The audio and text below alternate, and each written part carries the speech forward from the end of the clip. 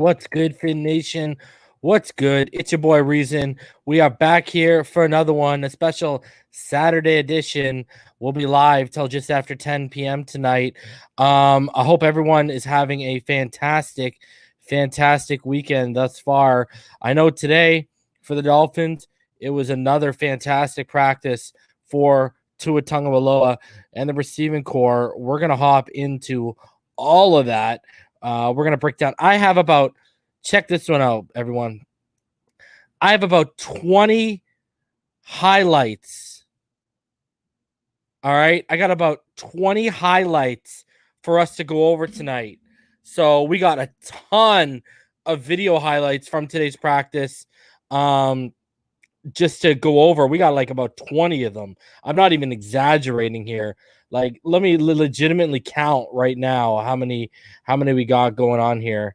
We have 5, 10, 15, 20. We got 23 highlights from practice today. 23. You ain't going to get that anywhere else other than Phinside the NFL. That's just what it is, man. Some of them are Dolphin stuff.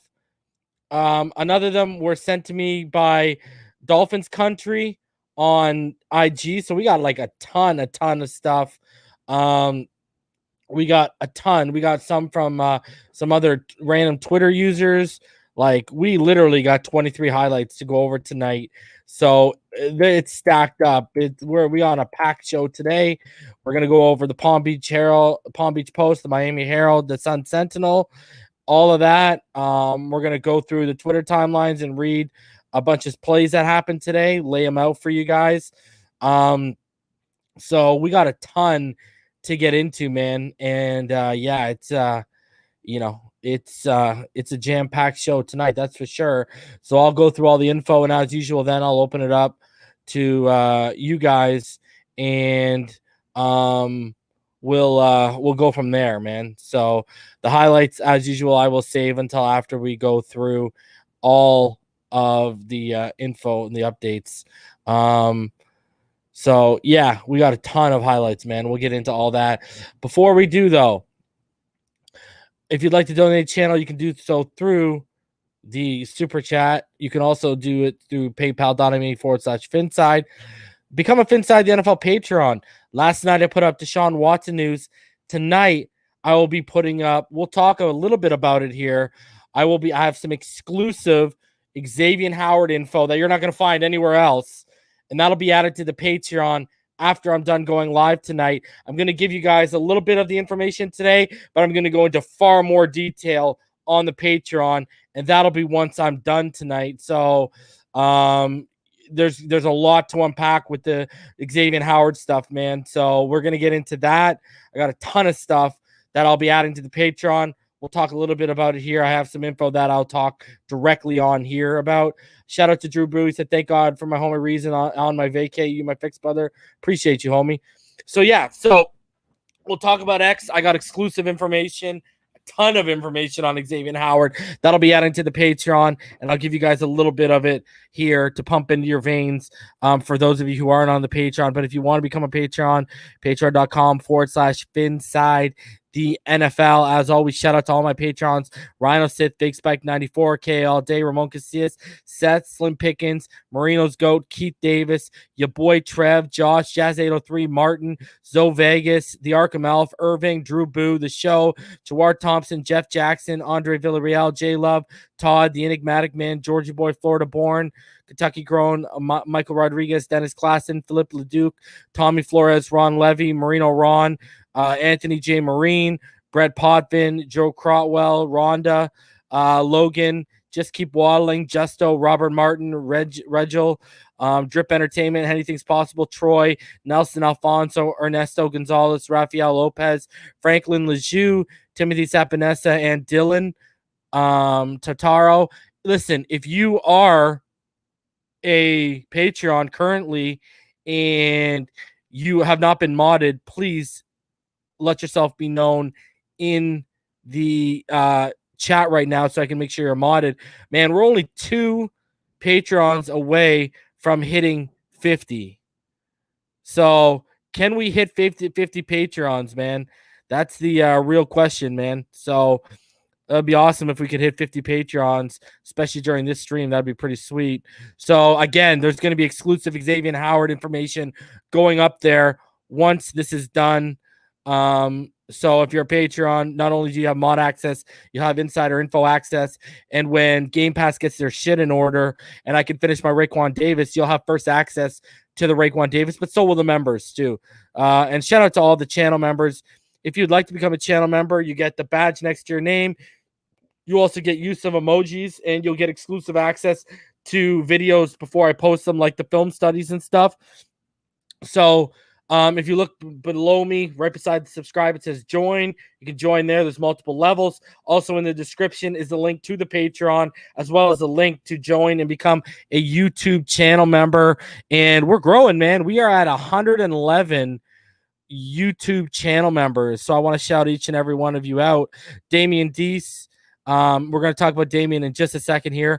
MF Fins 1, Seth, Twizzle, Law 10442, Timothy Whiteman, Yawa Bulla, Bruce 1, Foxing Around, Dr. Draft, Timothy Sapinenza.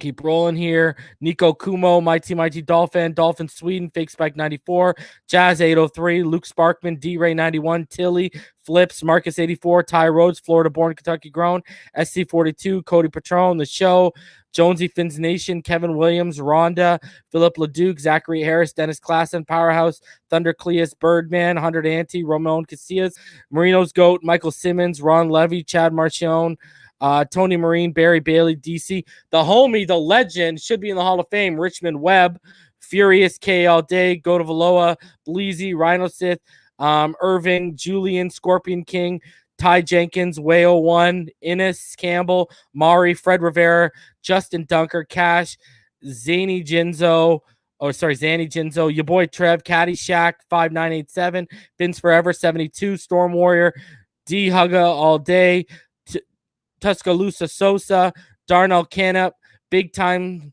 Wayne Hedgeman, Quint Riddle, Takumizi, Harriet Clements, Canadian Finn Gone Wild, Franklin Lejeune, Todd Beards, Pierre Louis, James Steele, Sean Moore, Dolphin Dawn, Jeremiah Kelly, Fins for Life, Big John Stud, the Lewis. Oh, sorry, my bad. Corn 72, Chef Jew, Kyle Bow, Tommy, Robert Martin, Tony Usawa, Jose Valdez, Sinatra 305, Ricky Butts, Joel Fields, Daddy Dean, BK2 all day, Dylan Tataro, Hannah Hu, Tua Man, Ramon, El Ortondo, A Turner 05, Serge, Chocolate on Straw, Rafael Fierro, Sherrod Ford, Brandon Gibson, James Jordan, Twice Over, James Jordan, Ivan Ulysses, Josh Tito, Logan 15, and Soa Powell. Appreciate all of you, man. I just rifled off like 160 names. So again, if you want the exclusive access to all of the Xavien Howard information I'll be posting tonight, patreon.com/Phinside is the only way to see it. You will also get mod status. Patchvibes.com, use code Phinside to save 20% off your order. Backroomcollection.net, use code Reason to save 10% off of your order. And I will be dropping information in the next, week and a half, 2 weeks on the leagues. I will be doing fantasy leagues. I will have a $25 league. I'll also have a free league. If we get, and there'll be 12 man each. If we get more than enough that want to do $25, then I'll open up a second $25 league. All right. So, yeah, be out on the lookout for that if you're interested in fantasy football. I also do have a new sponsor that I'll be dropping in the next week or so too. All right. So shout out to the homie Flips showing some love. Appreciate it, man. All right. So here's the deal. We're going to recap training camp today. From there, we are going to get into Timothy. Did I read off your name when I said the Patreons? I feel like because I noticed that you joined the Patreon a couple days ago. I said your name, right? I just want to make sure. Okay, so we're going to recap the day. Yeah, I did say your name. Okay, we're going to recap the day. And then after that, hold on a sec. Let me take care of Timothy and make sure he's modded. We're going to recap the day that was. Then after that, I got 23 highlights that we're going to get into. So we'll get into all the highlights today. Then I'm going to give you some exclusive information on Xavien Howard that only I have. No one else. So, Timothy, you are now a moderator. So we are going to get into the X stuff, and then I will open it up to you guys. But I will say, for the first time in a while, it's looking good for the Xavien Howard stuff. That's all I want to say. Timothy, I just made sure you're a mod. All right, let's get into it. Because Tua balled out, baby. Tua went out there, and that boy had a day today. It is what it is. I love every single minute of it, baby. Love it all. Where are these haters at? They're hiding under their rocks right now. You know, first it was like, oh, he threw 5 picks in mini camp in a torrential downpour. He's not the guy. Then he starts balling out when camp opens. Oh, well, you know, second day of camp, he balls out. Mini camp, he balls out. Oh, well, let's wait till training camp. Training camp starts, okay? Training camp starts. Tua balls out. Oh, well, let's wait till we see the pads on. First day of pads, they go run heavy, and the defense even tells you, they even came out and said they knew we were going run heavy, so they were cheating on it. And everyone wants to say Tua had a bad day when he barely threw the football. Day 2 pads come on. Tua shreds the defense. Okay? Yesterday was a walkthrough, not even technically a padded practice. Today, day 3 of pads come on. Tua out here dropping dimes and throwing bombs and just exposing our secondary without Xavien Howard. Buddy, Igbenogany's been put on the roster. Byron Jones has been put on the roster. Who hasn't been put on the roster by Tua Tagovailoa in training camp right now? Answer me that question. Everyone getting the work. Everyone out there getting the work from Tua Tagovailoa. And I'm here for every fucking minute of it. Because the guy, all of you clowns, all right, that on different platforms, on YouTube, on Twitter, in the comment section of all these places, oh, Reason brainwashed people. Oh, Reason was wrong about the quarterback. OEM was wrong about the quarterback. Really? Because it looks like the guy that me and EM evaluated in Tuscaloosa has popped his head up and said, hey guys, guess what? I'm healthy. Here we go. All of you clowns that tried to say, oh, I don't believe he was at 60% last year. Tell me, why does he look like a totally different athlete?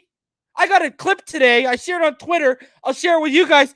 The guy scrambled, outran our whole defensive line for a first down for about 8-9 yards. He looks like a completely different athlete. All right? All of you that were trying to shortchange this kid, that were trying to say, oh, we got to move off him, blah, blah, blah, blah, blah, blah, blah. I got a video I'm going to play for y'all today. All right? Did you see what Omar Kelly said today with David Hyde? Exactly, Melvin. It's not Tua's breakout year. It's revenge year. It's the equalizer, baby. He heard all y'all talking. Now someone got to pay. I want to see. Did all of y'all see what Omar Kelly said today with David Hyde in his little interview? I'm going to play it here in a bit after we do the recap and the highlights. I want to. Did y'all hear what Omar Kelly said today? Yes or no in the comments? Yes or no? Did you hear what he said today? Let me know in the comments. Because I'm about to put it on. No, I didn't, Jason says. I'm going to play the video so y'all know Reason ain't gassing you up.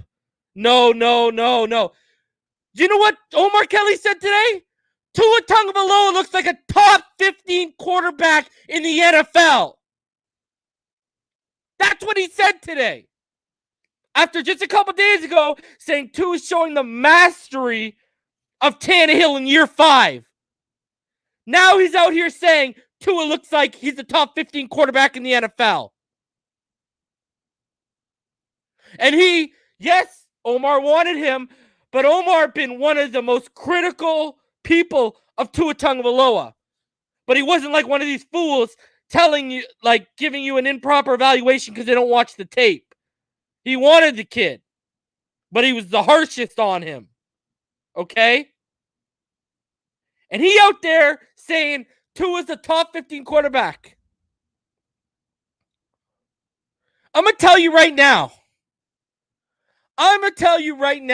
If this defense takes a step forward in the run, defensive department, X comes back and we get similar play from the secondary that we did last year, and Tua is a top 15 quarterback, playoffs are the floor for this team. That's the floor. If we don't hit the playoffs and Tua goes out there and balls out and that defense plays to the level it can, yes, heads will roll because someone will have to answer for that one.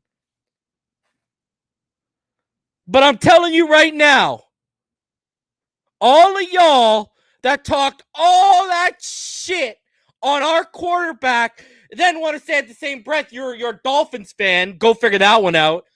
Where are y'all at? Real quiet, man. The only thing I hear is shuffling along the ground of all of you backpedaling on that guy. Just remember, especially when it comes to YouTube, who was driving that Tua train? Just remember. Remember who was driving that train when this kid balls out. All right? I don't want to hear nothing. All of you, I don't want to hear, oh, he's my quarterback now. Oh, I love Tua. From all of you that doubted this kid and hated on this kid, cracked jokes about this guy. I don't want to hear none of that. None of that. Keep that same energy. That's what I want. Keep that same energy you had when you hated on this kid when he balls out. I don't want to hear nothing out of none of you. And if I do, I'm coming for that ass. And I'm piling the receipts on you. You're going to be drowning in receipts, man. It ain't no lifeguard coming in to jump after you, baby. It's over. It's over. All of you people that wanted Rosen over Tua, never speak on the quarterback position ever again. All of you that with those false evaluations saying we need to move off of him after 9 games, don't ever speak on the quarterback position again. Because if you properly evaluated the kid, if you knew how to watch tape, if you knew what you were doing, you knew all this kid needed to do was get healthy. Because the tape didn't lie. There was a reason why this kid was compared to Andrew Luck. The most pro-ready prospect since Andrew Luck. The only reason he wasn't ready last year was because he was at 60% health, and his own fucking trainer said he was a shell of himself of the guy he was at Alabama. So I don't want to hear nothing. I don't want to hear nothing. You didn't cut him no slack. You didn't cut him no breaks. And I ain't cutting you no slack, and I ain't cutting you no breaks just the way you treated my quarterback. And you have the audacity to call yourself Dolphin fans. So I'm coming for all of y'all. I don't care who you are. I'm going to be getting up in that ass. You can guarantee it. Pause. Bunch of jabronis, man. I don't want to hear nothing out of none of you. Because y'all keep moving. My buddy Steve, Jersey Fin fan, said it best. Y'all keep the goalposts on a set of wheels. Every time he does something, you guys just move the goalposts on him. I don't want to hear nothing. I don't want to hear nothing. And all of you that stuck by him, that defended him like I did, I love you. Let's enjoy this ride. Because you know what? We earned it. These other people didn't earn nothing. We earned it. All the hours we spent on all these different platforms, Facebook, Twitter, YouTube, defending this guy to the last breath, we earned the success we're going to get and be able to revel in with this kid. They didn't earn nothing.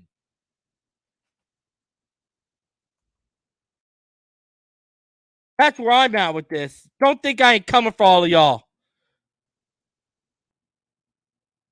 Y'all ain't seen nothing. Y'all think I'm going off right now? Wait. Just wait. Anyways, all right, that's my rant. Let's get into the training camp coverage here. I'm just getting something set up that I forgot to have ready for you guys. So we'll get that set up here. So yeah, that's where I'm at. You know what? We had to defend. All of us had to. a lot of us, especially people in the comments of this, because this is a Tua channel over here. I don't care what anyone says. This was the only pro Tua channel. You either had people sitting on the fence, not choosing a side, or you had people being anti and being toxic towards our quarterback.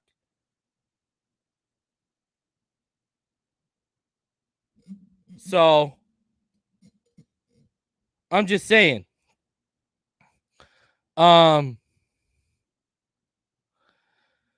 Let's get into this. We are going to oh, Melvin. He says I can honestly see Tua being on the show. You know, when I come down in October, if this Delta variant slows down a bit and I come down, you know, I've been already told that I'm going out to his training sessions at Perform. I'm the only one that's been invited to this by Nick Hicks. Ain't none of these other guys have been invited to that. Because let me tell y'all a story. Let me put it in perspective. Tua knows about this channel and knows about me and my support. Okay? I'm on his radar. All right? You know, like Nick Hicks asked Tua specifically if he could come on this channel. Nick Hicks said, and Tua told him, yes, go ahead. So Tua knows about me. Tua's okayed me coming down to go watch him at practice through Nick Hicks. So I'm going to be watching this, man. I'm just saying. Right? All right, let's get into this stuff, baby. All right. Yeah, Marino Ron, I'll be at the Atlanta game and I'll be at the Houston game. We booked the flights, we booked the car and everything like that. So I'll be down there for those two games. And yeah, I'll be down there. I just need this Delta thing to die down just a little bit, man. God damn. All right, let's hop into everything here. Let's start off with the Palm Beach Post from today. I didn't even wear out my voice there. That's not bad. Making strides. All right. So here's what the Palm Beach Post said today. After an off day on Thursday and a walkthrough practice on Friday, the Dolphins plan to ramp it up over the weekend before traveling to Chicago. Here, and if you guys have you guys been seeing the fighting going on between the Rams and the Cowboys at practice? Oh my God! I hope us and the Bears get it ramped up. Here are some things we noticed at Miami Dolphins practice. Xavien Howard was fully suited up for practice. We'll talk about that. Exclusive info you'll only find here on Phinside the NFL. I'll have even more info for my Patreons after we're done going live here. Linebacker Andy Van Ginkel was not spotted. Will Fuller and running back Malcolm Brown were not seen. I was told, okay, with Will Fuller, because I know some people are worried. Shout out to G Firm. Bigs up to Top Billings channel. He was pro Tua. All right. I was told, I checked in because, as you know, Will Fuller is a Perform athlete. So he's working with Nick and stuff like that. So I've been told Will Fuller's, you know, he's just not rushing back right now because he's not playing week 1. So there's no rush. There's no rush at all. So what's up, Todd? How you doing, brother? So there's no rush on Will Fuller coming back right now. I've been told it's just minor right now that he's dealing with. He's just not rushing it back because he's not playing. Salvin Ahmed was practicing today without a red jersey. Jordan Scarlett walked off with a trainer. Javon Holland started at deep safety. Benito Jones started at defensive tackle. Jason McCourty started at corner, opposite Byron Jones. Christian Wilkins continues to work with Miami's second-team defense. Xavien participated in 11-11 opposite Byron Jones. It sure looks like the Dolphins are going with rookie Liam Eichenberg at left guard and Jesse Davis at right tackle right now.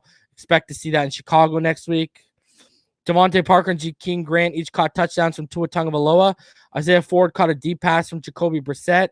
Emmanuel Ogbah looked fast chasing Tua Tagovailoa, and Tua looked fast as he scrambled for a first down. I have that highlight. I posted on Twitter, but I'll show it to you guys directly today. Tua threw a deep pass behind Matt Collins, but Hollins leapt up and caught it over Byron Jones. I have that highlight. We'll play that. Sam McLevine intercepted Reed Sinnett. Jalen Waddle made a leap diving catch over the middle from Tua Tagovailoa, and I believe we have that highlight as well. All right. let's get into now what the Sun Sentinel is. And I got to say this, for the first time in training camp, Tua Tagovailoa made Omar Kelly's top 3 performers at camp. So that's huge stuff. All right. So here we go. Devontae Parker working his way back up. Here's our stock up, stock down. Devontae Parker seems to be progressively working his way back from the undisclosed injury that had the Miami Dolphins leading receiver the past 2 years begin training camp on the physically unable to perform list.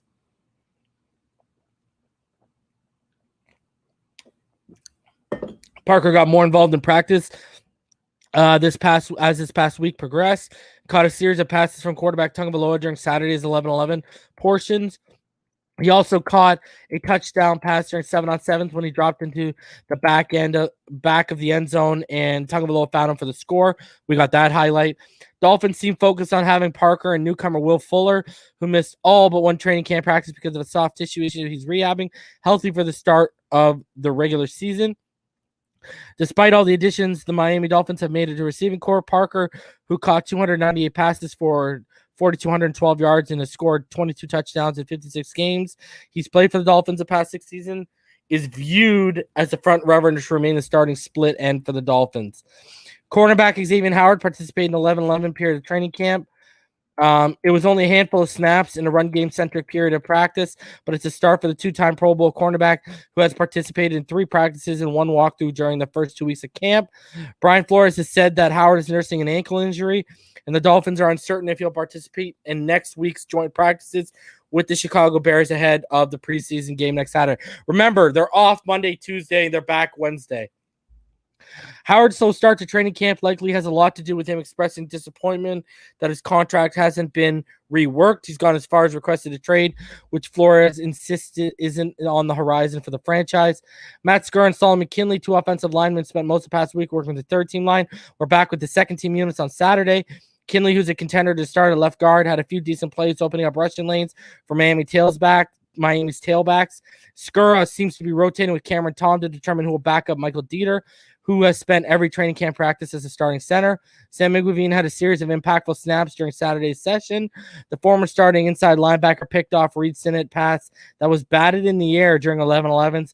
On the next play, his pressure forced Sinnett out of the pocket. It would have produced a sack if the action were live. Patrick Laird had a nice 20-yard run during the 11-11 period where the Dolphins were working on the run game. Jason McCourty spent his second practice as a starting boundary corner opposite Byron Jones with Javon. I told you it's going to be Needham or McCourty. While Javon Holland, a Dolphins 2021 second-round pick, handled the bulk of the starter reps at free safety. Stock up. Mac Hollins has quietly had a strong camp, spending most of the second week as a first-team receiver. Saturday's big catch personified the type of physical presence he brings to the Dolphins offense. Hollins and Jones both went up for an underthrown deep ball from Tagovailoa, and it was Hollins who brought it down and then ran the extra 30 yards for a touchdown. Jones has had a fairly uneven camp, producing a lackluster performance like the one he had during last year's camp. While it's unfair to pin Miami's struggles in the secondary during camp on Jones, especially with Howard sitting out most of camp's first 2 weeks, the Dolphins aren't getting the type of daily production one should expect from the roster's highest paid player who will earn $14 million this season. Injury update. Receiver Jalen Waddle, who's wearing a compression sleeve on his right calf, was visibly limping during the majority of practice. However, the Dolphins' first-round pick was never pulled during the session. Brandon Jones, an offensive tackle, Adam Pankey, and tailback Jordan Scarlett all suffered injuries during Saturday's practice and didn't finish the session. Tailback Malcolm Brown and linebackers Kylan Johnson, Andrew Van Ginkel, and Jalen Phillips all attended practice but were held out of the session because of the various injuries. Salvin Ahmed was not in a red non-contact jersey, which indicate that he's gotten past the injury he suffered last week. All right, now let's get into what the Miami Herald is saying about practice. Here we go. All right. I'll start from the bottom for you guys. All right. So I think this means AM, not PM. I don't know why they didn't. But anyways, at 10:40 a.m., Xavien Howard hasn't participated in a practice first day of camp because of an ankle injury. He's dressed in practice and taking some team reps. McCourty opened as a starting cornerback opposite Byron Jones in team drills, but Howard will obviously be in that spot when fully healthy. Will Fuller and Jalen Phillips remain out. Andrew Ginkle hasn't been spotted. Malcolm Brown also missed a third practice in a row with an undisclosed injury. Gesicki and Preston Williams remain on the COVID list. Running back Jordan Scarlett walked off the field with a trainer only 20 minutes into practice. Javon Holland is with the first team at free safety for the second time in camp. McCourty with the first team safety for the first week. Noah Igbenogany, who struggled in camp, is on the third team. I told y'all this kid. I'm telling y'all.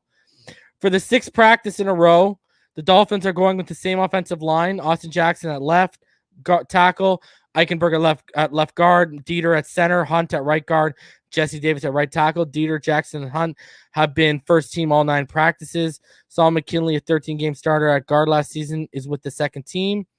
For the fourth time in the past 5 practices, Christian Wilkins isn't playing with the starters. The first team line is Ogba, Davis, and Seiler. Wilkins downplayed that this week. When Xavien Howard joined team drills opposite Byron Jones, the second team corners were Nick Needham and Javaris Davis. Noah Benogany is on the third team, which is disappointing for a former first-round pick. Salvin Ahmed, who was dealing with a lower body bruise, is out of his red non-contact jersey and practicing fully. Jalen Waddle has a compression sleeve on his right leg, but he's running fine, and he insists he's fully healthy after major ankle injury sustained in the Alabama-Tennessee game last October. As for the report that he's limping, a colleague showed us a video of the way Waddle walks before he was injured at Tennessee last year. This is simply his gait, folks. He walked with what could be perceived a limp before the ankle injury, and now too. So there you go. Big stuff right there. So they're kind of downplaying the injury right there for y'all. So I wouldn't be stressing out, man, by any stretch of the imagination.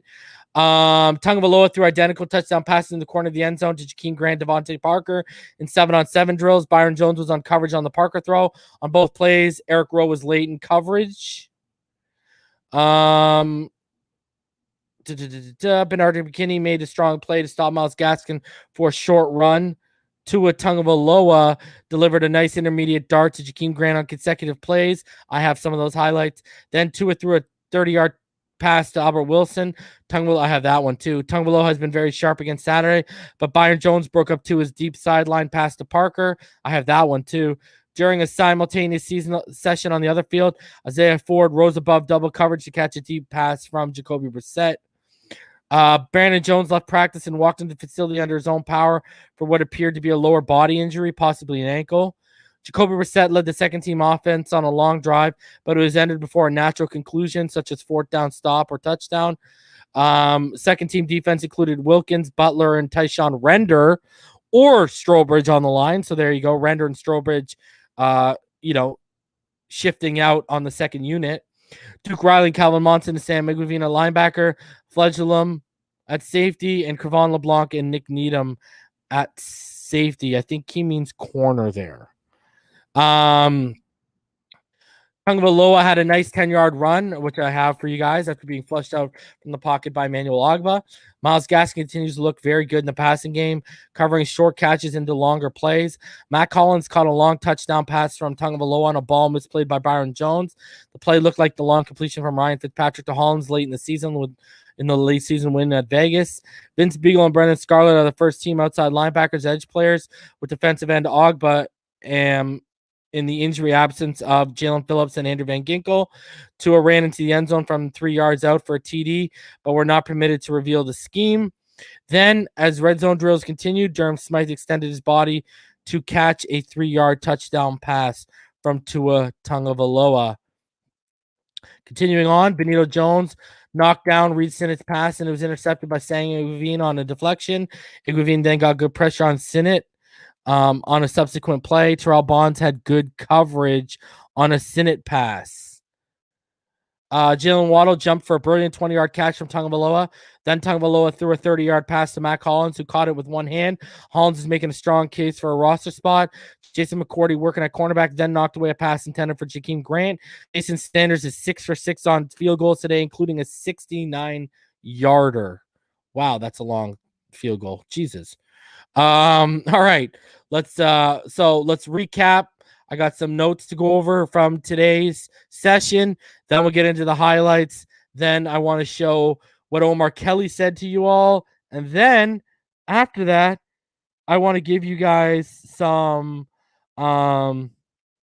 exclusive information regarding Xavien Howard that you'll only see here on Phinside the NFL. All right.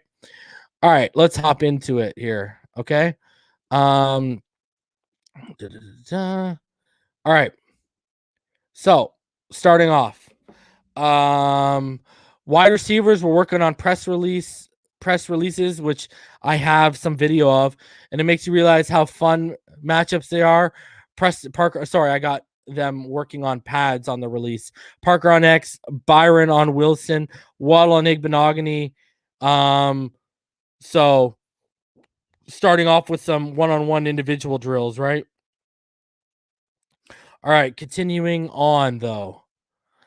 I'm just checking my phone here for something.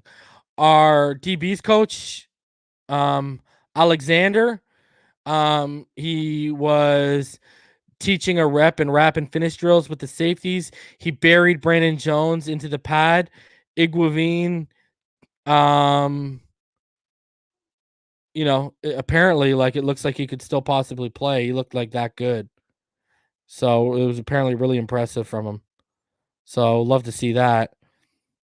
The team comes over to the near field for 11 on 11. And the crowd went wild when that happened. Jesse Davis and Robert Hunt. Let me just see here. Jesse Davis and Robert Hunt open up a big hole on the first play of 11-11, and Gaskin was off to the races. Sethan Carter is back, and he had an excellent block on Vince Beagle. Ahmed takes a run up the middle. This time Eichenberg and Dieter cleared a lane. Ahmed made Baker at the second level. Ahmed looks as quick as the F1 cars that will be in Miami very soon, apparently. What is that? Ahmed tries to bend one back, but Adam Butler comes off his block and levels the back. So, I mean, Ahmed's out there getting it done, it seems, right? Sorry, I'm just downloading some more videos for you guys. So we're going to be at about 26 videos now that I've seen what I've seen. Sam Xavien fits the run for a stuff. And it brags about how Sam's had a fantastic camp right here. Let me keep it rolling for you guys. Jonathan Ledbetter stacks and sheds for a run stuff. Igbenogany was in on the hit, so there you go, a positive thing for Igbenogany. It's about time. Let's see, video. Jared Dokes drops the shoulder for some big collisions in the second level. Dolphins' run game was really rolling today, apparently. Continuing on here, Patrick Laird rips through the crease by Robert Jones and Jonathan Hubbard, went 25 yards before any contact was made. Gaskin finds daylight running behind Robert Hunt. Hunt was apparently just like moving people at will today, so that's good to see. Like to hear that. Told y'all he was a guard. I don't want to pat myself on the back, but here we are. Solomon Kinley and Matt Skura open a lane for Ahmed for him to get into the second level. So like seeing that.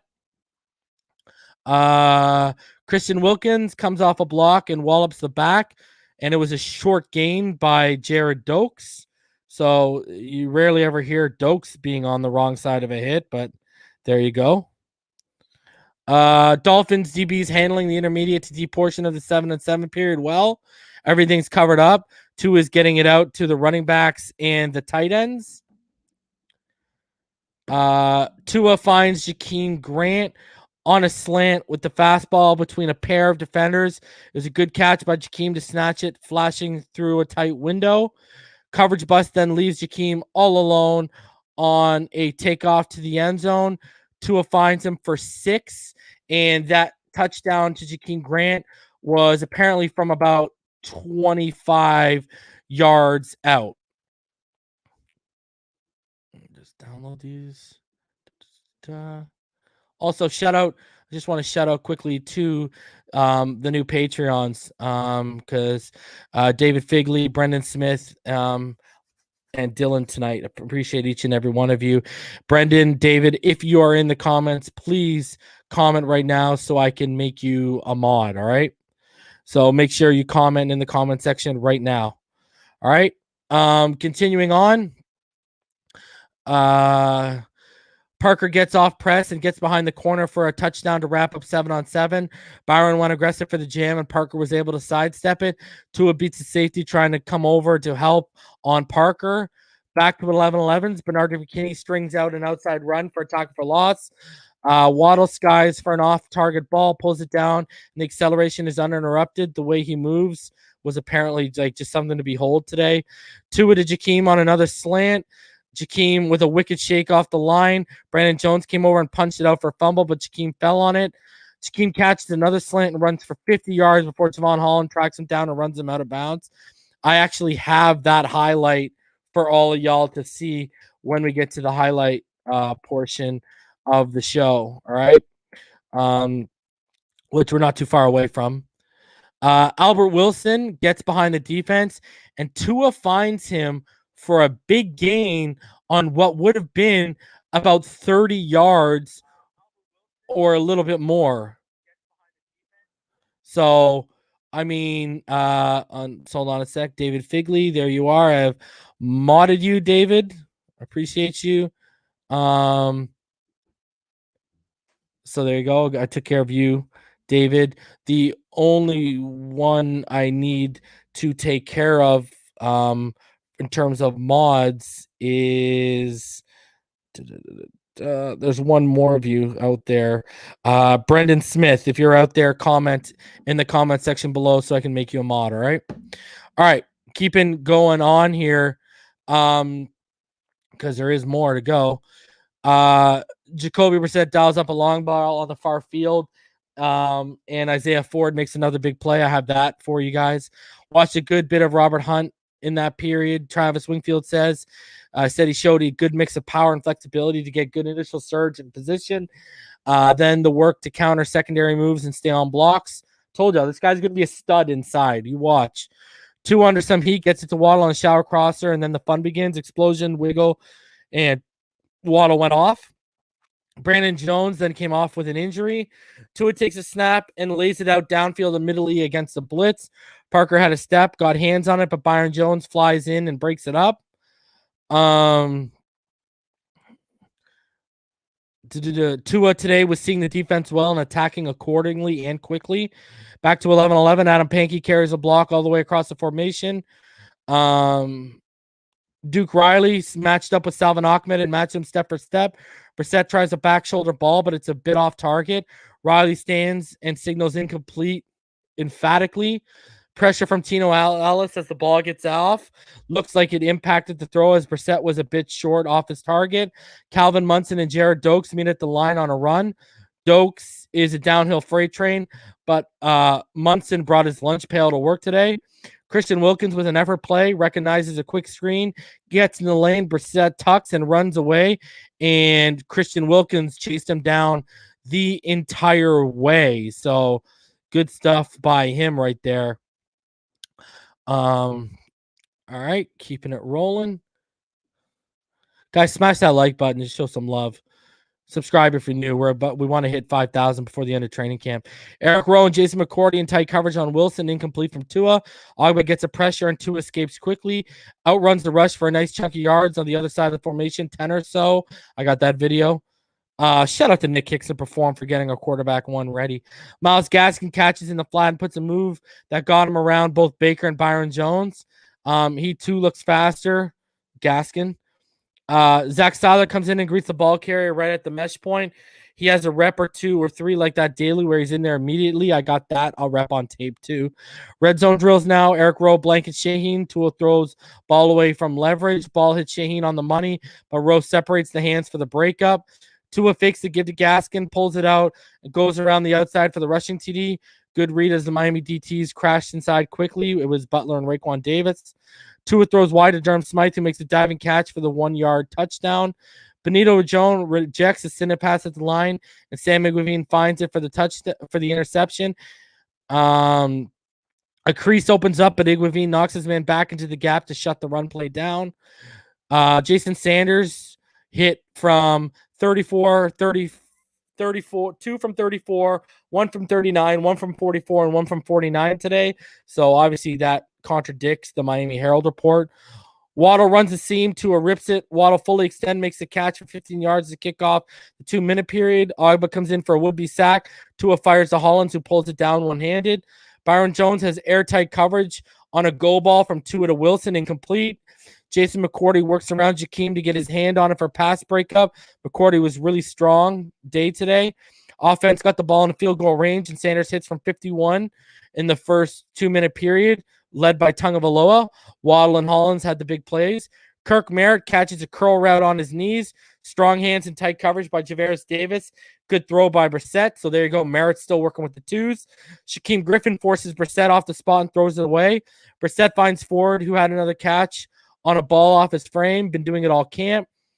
Kinley thwarted the initial rush, goes in and helps someone else's block and gets a pancake out of it. Iguavine puts a bow on a good day with a pressure on a nice pass rush move inside. Sanders then hits a 50-yarder.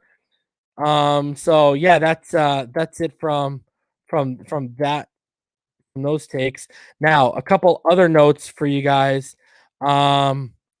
Nick Needham almost intercepted Brissett on a lob down the sideline. Let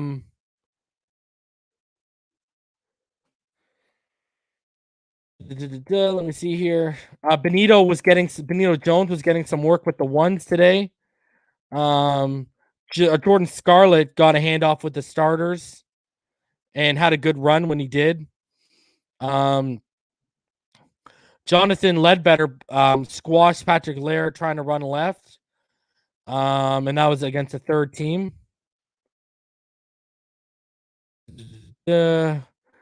Raekwon Davis had a couple wraps of the running backs for short gains. We'll show those.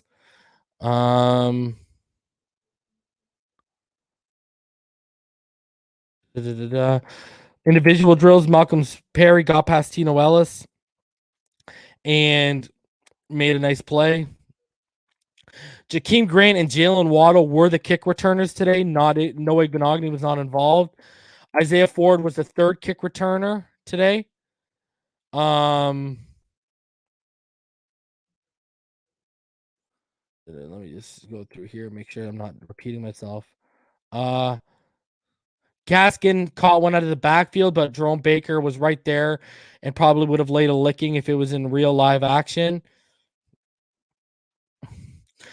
Play action pass, toss short to Laird. Tua didn't see anything. He opened downfield.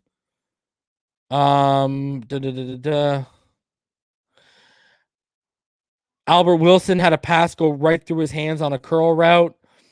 Tua found Devontae Parker perfectly between the safeties, too deep in the end zone. Great read by him.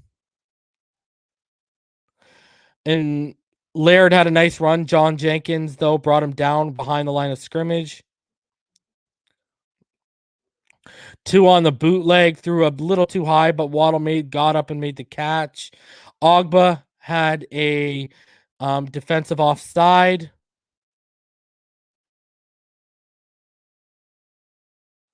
Apparently, at one point in 11-11s, Tua was absolutely picking the defense apart. He threw a nice pass over the middle into the seam again and found Albert Wilson. And apparently it was one of the best 11-11s that have happened all camp. Waddle had a drop on a screen pass from Tua. Ethan Carter had a catch over a short, a catch short over the middle from Tua Tagovailoa. Tua tossed it up to Parker with a big time blitz coming. You could argue apparently it was a pass interference, but there was no flag.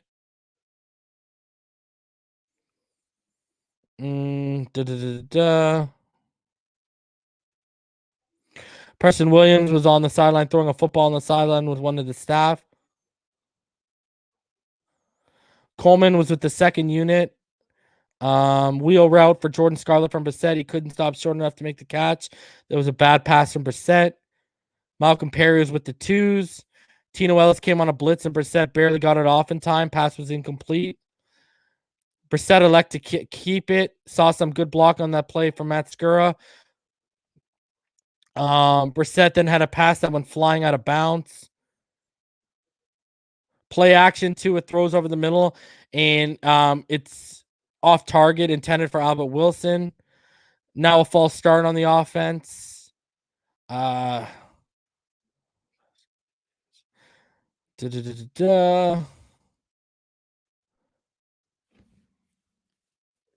First and goal at the 10. Tua throws to Waddle for 4 yards. McCourty wraps him up and stops him.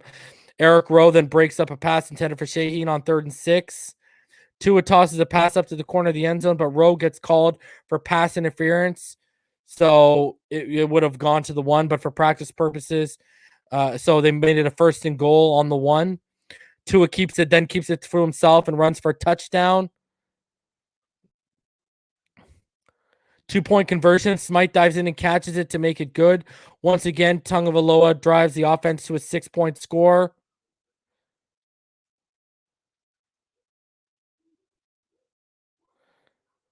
Jason Sanders was apparently phenomenal kicking today. Tua is now starting at his own 25, fires over the middle, and Waddle makes a leaping catch to bring it down. Then they go into the hurry up awesome and another great throw to Hollins. Tua throws down the left sideline. This time it's incomplete, out of bounds. Going for the old over the shoulder catch. Pass to Grant broken up by Jason McCourty. Defense looking to make up for getting roasted all day.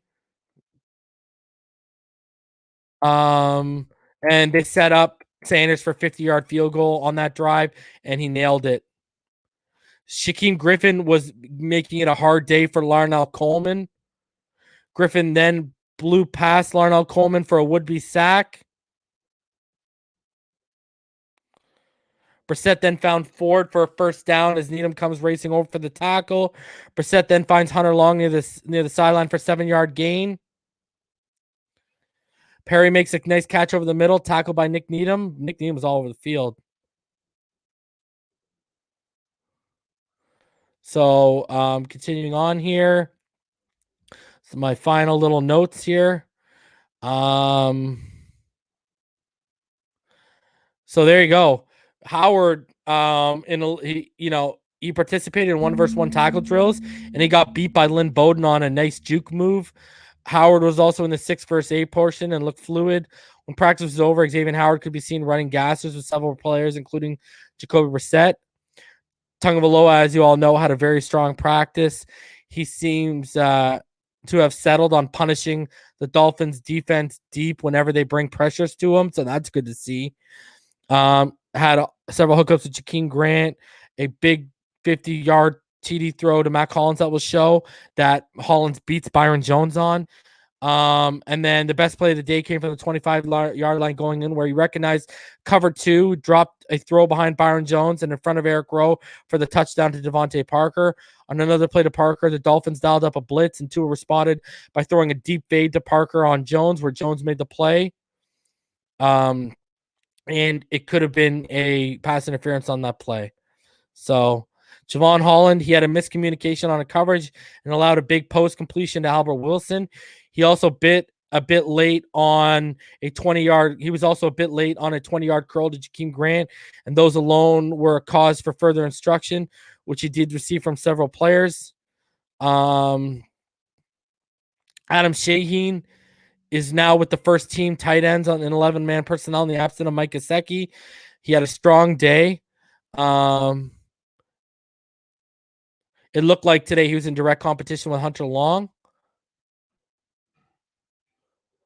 Jerome Baker and Bernard McKinney have gotten into a rhythm against the run. Baker has had some good moments in coverage this camp. His A-gap blitzes are always there, but we're beginning to see him rush wide on passing situations, and he really looks like the part of an edge rusher.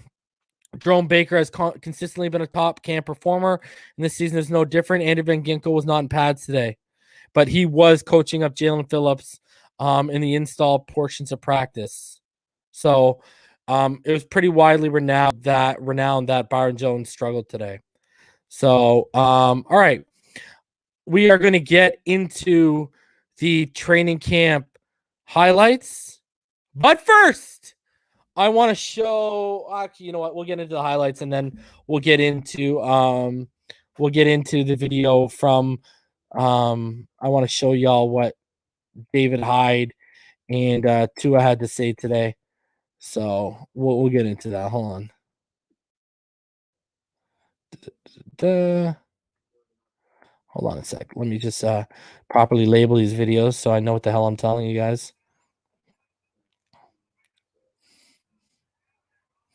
Okay.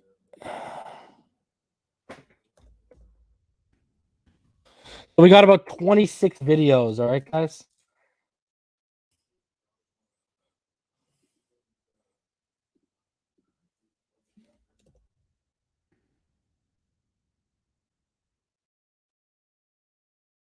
All right.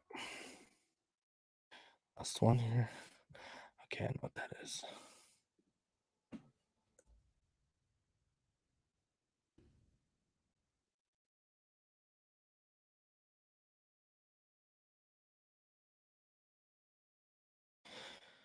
All right, let's get into it. We have about 26 videos to go over, so we got a ton. All right. All right. As you already know, as I always do, I'll start off with like the pad work and all that jazz, right? And then, so here is the Dolphins defense working some tackling machines today.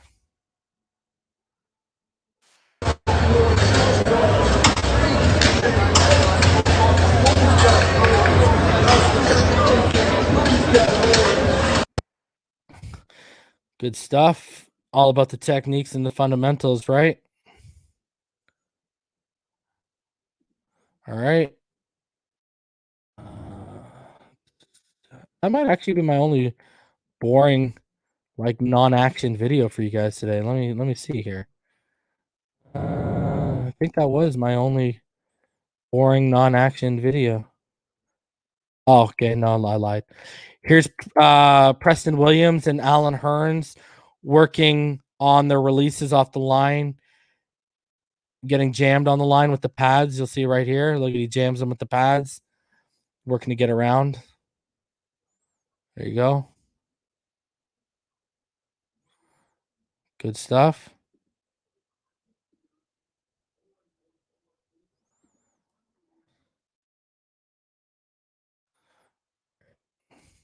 Here are Waddle and Grant returning kicks. Reporters over there, like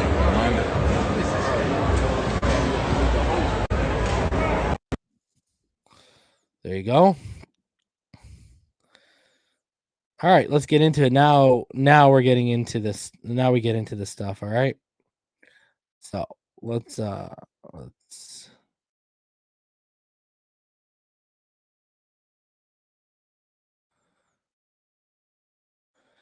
Here is Tua. I believe it's either 6 on 8s or 7 on 7s. I didn't actually sit there and count. Got him. Nice play. Got him. Hitting Waddle. Nice. Yeah. For 6.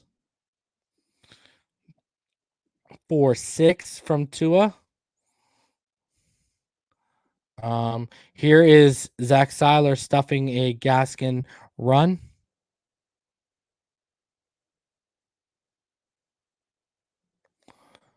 Boom, he tapped him. He was wrapped. It was over. Good play by Zach Seiler with good penetration, getting into that backfield.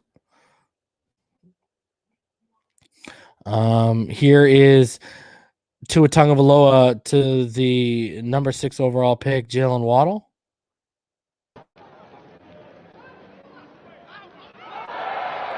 That's the one they're talking about where he went up and got it, right? Show you one more time. Nice catch.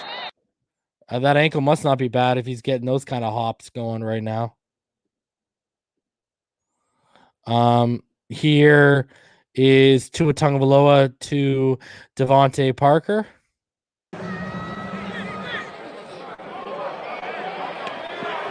First 6, baby. Was that spiral tight enough for you haters? Was that spiral tight enough for you haters?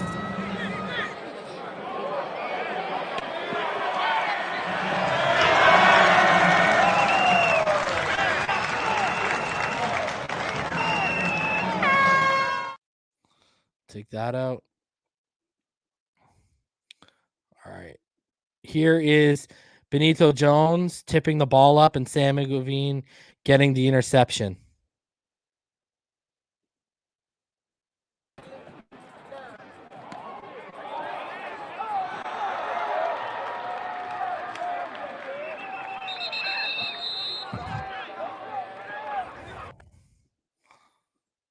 All right. Keep it rolling. Still got a ton to go here. Here is a deep pass from Jacoby Brissett to Isaiah Ford.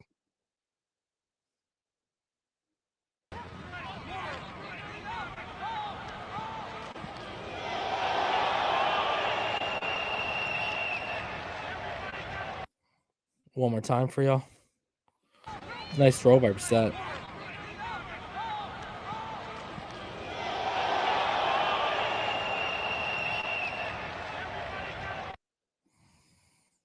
Perfect. All right. Next one. Here is Gaskin. He drops the first screen pass, then he catches the second screen pass. All right.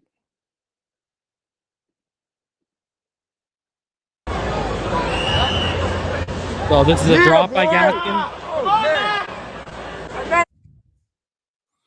And then this is the catch by Gaskin. So good stuff. Here is a nice run by Myles Gaskin up the middle.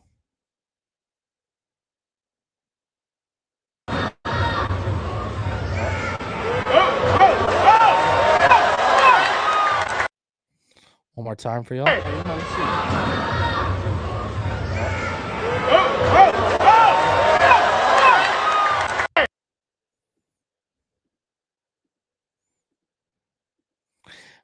Keeping it rolling for y'all.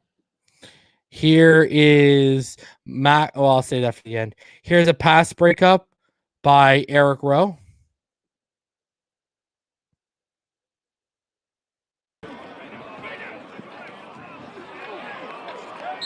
So Shaheen, if you see, it's a perfect ball. Shaheen gets his hands on it, but Eric Rowe gets in there and separates Shaheen's hands. Watch it one more time. So Shaheen got to come down with that one. Shaheen got to come down with that one. All right, keeping it rolling. Here is a pass breakup by Byron Jones.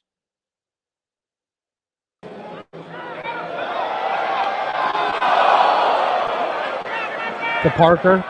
So, but there's a little too much air under that by Tua. He put a little too much air under that and allowed Byron to make up some ground to get under it. But that was the one also where people were they thought that it should have maybe been a pass interference.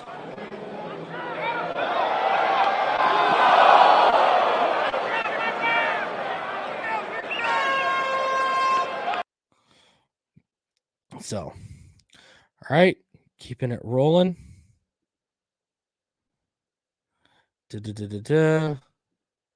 Okay, here is Raekwon Davis stopping a run for a loss behind the line of scrimmage. Okay. That's what I'm saying.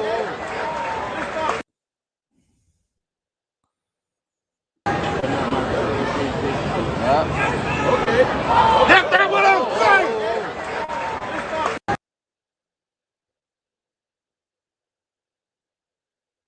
One more time. Okay. That's what I'm saying. Good play by Raekwon.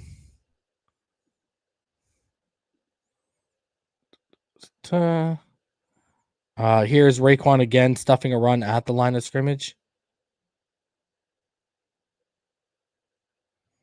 Hands off, man. You don't need that yet. Come on, D. Okay. One more time. Get your hands off, man. You don't need that yet. Come on, D. Okay.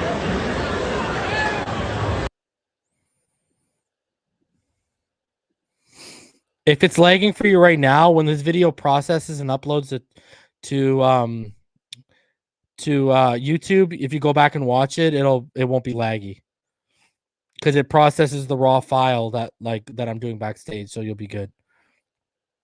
All right, here is Tua Tagovailoa to Albert Wilson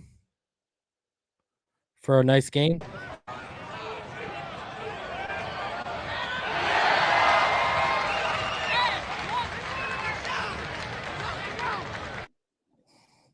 Albert, that man, bro. On Byron Jones.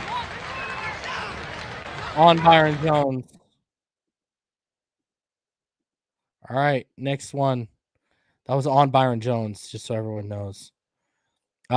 Here's Tua to the back corner of the end zone for a touchdown. In, I believe it's 6 on 8. It's 6 on 8 or 7 on 7. That's to Jakeem Grant, too.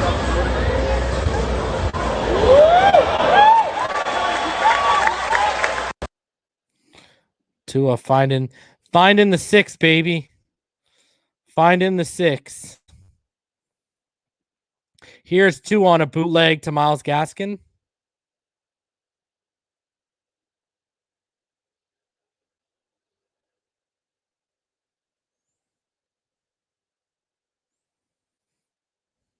Look at the placement right over the outreach hand of Ogba there.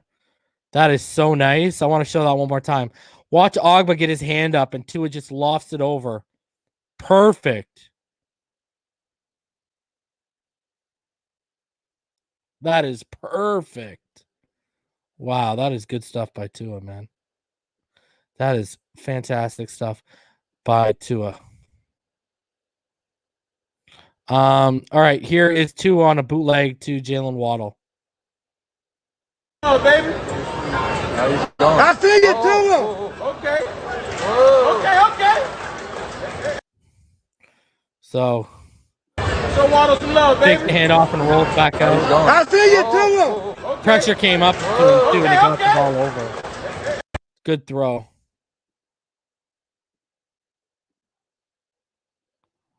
All right, here Tua throws an absolute dart to Albert Wilson, and Albert Wilson actually fumbles and then recovers his own fumble.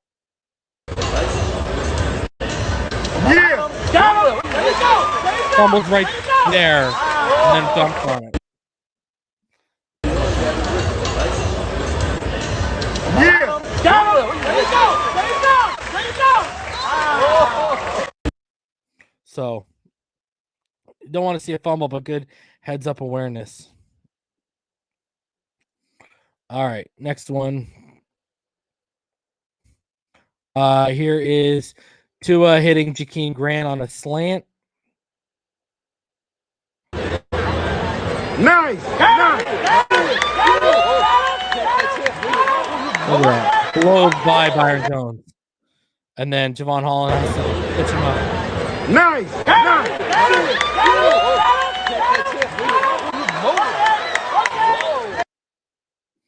So good stuff there, man. Not by Byron Jones, but Jakeem Grant. He can catch the football. Go figure that one out. Here's Tua hitting Jakeem again on a slant. Yeah. Got him. There you go. One more time.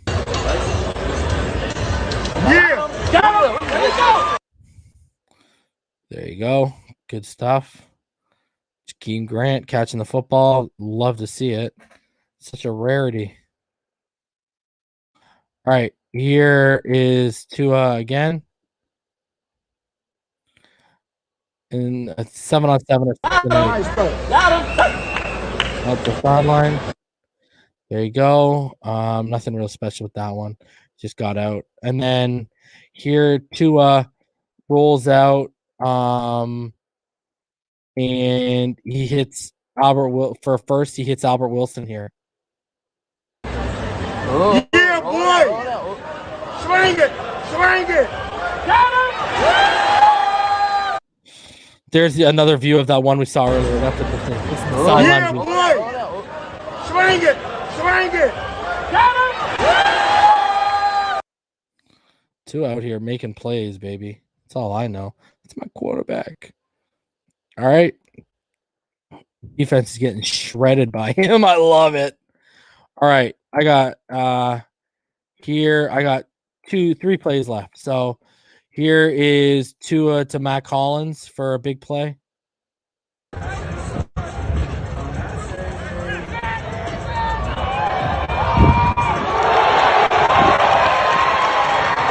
That one view of it.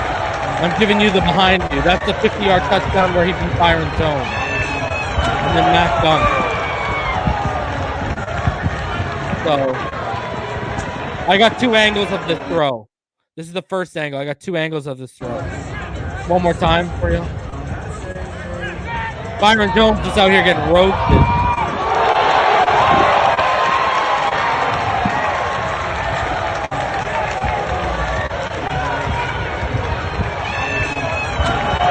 All right, now here's the close-up.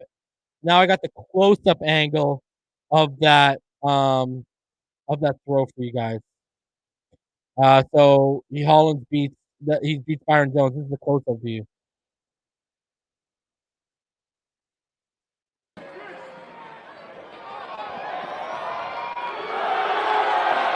Look at Hollins eyeing Byron after he makes that catch.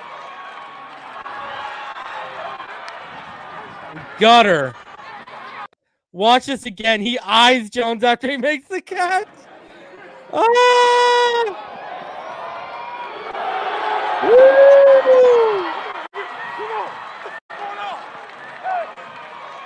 Remember, Matt Collins didn't miss one single session where Tua invited the receivers out at Perform. He didn't miss one. He was there for every single one.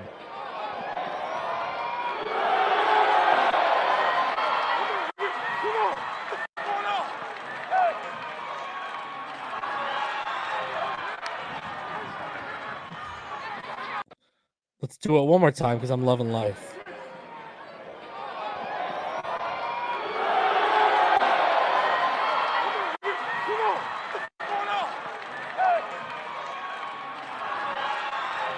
Oh, I can see what you guys are talking about with the lag right now. Big throw, though. Love every single freaking minute of it. Where's... what's up, Rita, man? Sir, I joined your Patreon. Oh, I hope I joined correctly by Fins1. All right. G Fins1. All right. Now, continuing on. Here is the big play of the day for me. This shows me that Tuscaloosa Tua plus a little bit more is back. If you follow me on Twitter, you've already seen this play. To me, this is the big play of the day. And it's not a throw. So I want everyone to watch this. It's 3rd down. And this is Tua outrunning the whole defense for a 1st down.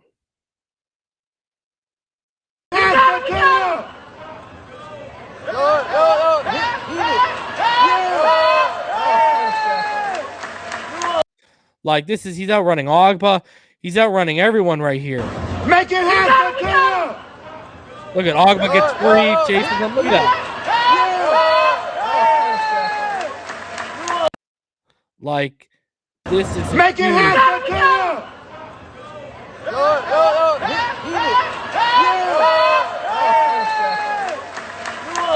I'm telling you, man. That boy Tua is Make it back. happen, Tua!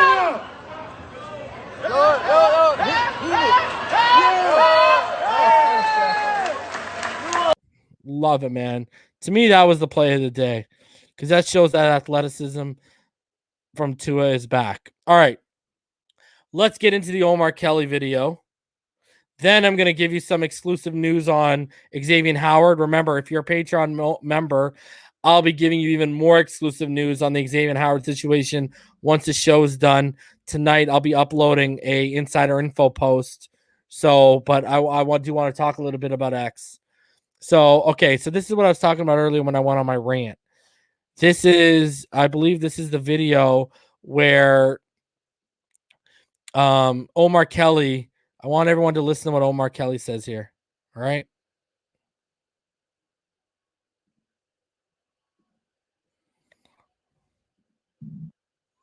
Dave Hyde with Omar Kelly after another hot practice here. Scorcher. A scorcher in Omar's word. And he's been for all of them. I haven't been for all of them. So let's go to your perspective.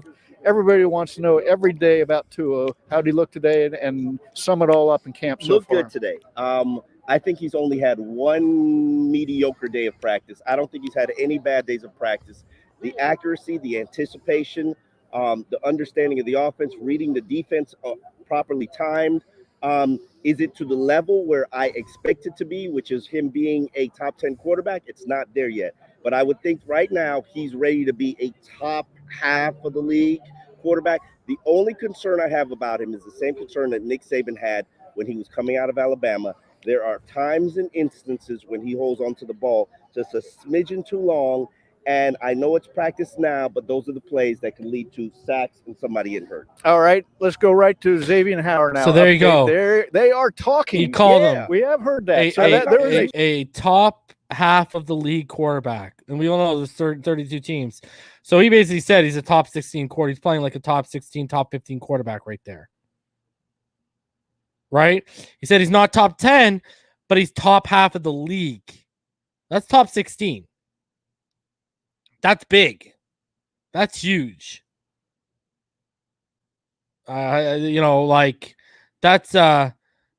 some love shown there by Omar Kelly. So remember, only a couple days ago, he was saying Tua was showing a mastery of this offense he didn't expect to see yet, and said it was year 5 Tannehill-like.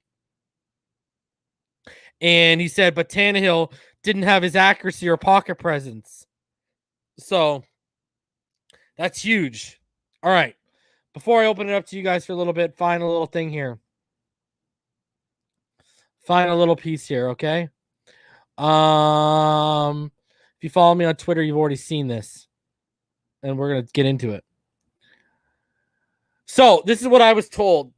I've been told that the Dolphins have come to the table and made an offer to X, so the ball is rolling. X putting pads on today and going through the walkthrough yesterday is a show of good faith by Xavien Howard that a deal will get done. And on top of it, the Dolphins want him back practicing. So this is the most positive outcome we've seen in a while. Now, I'm going to have more info regarding this on the Patreon, patreon.com/Phinside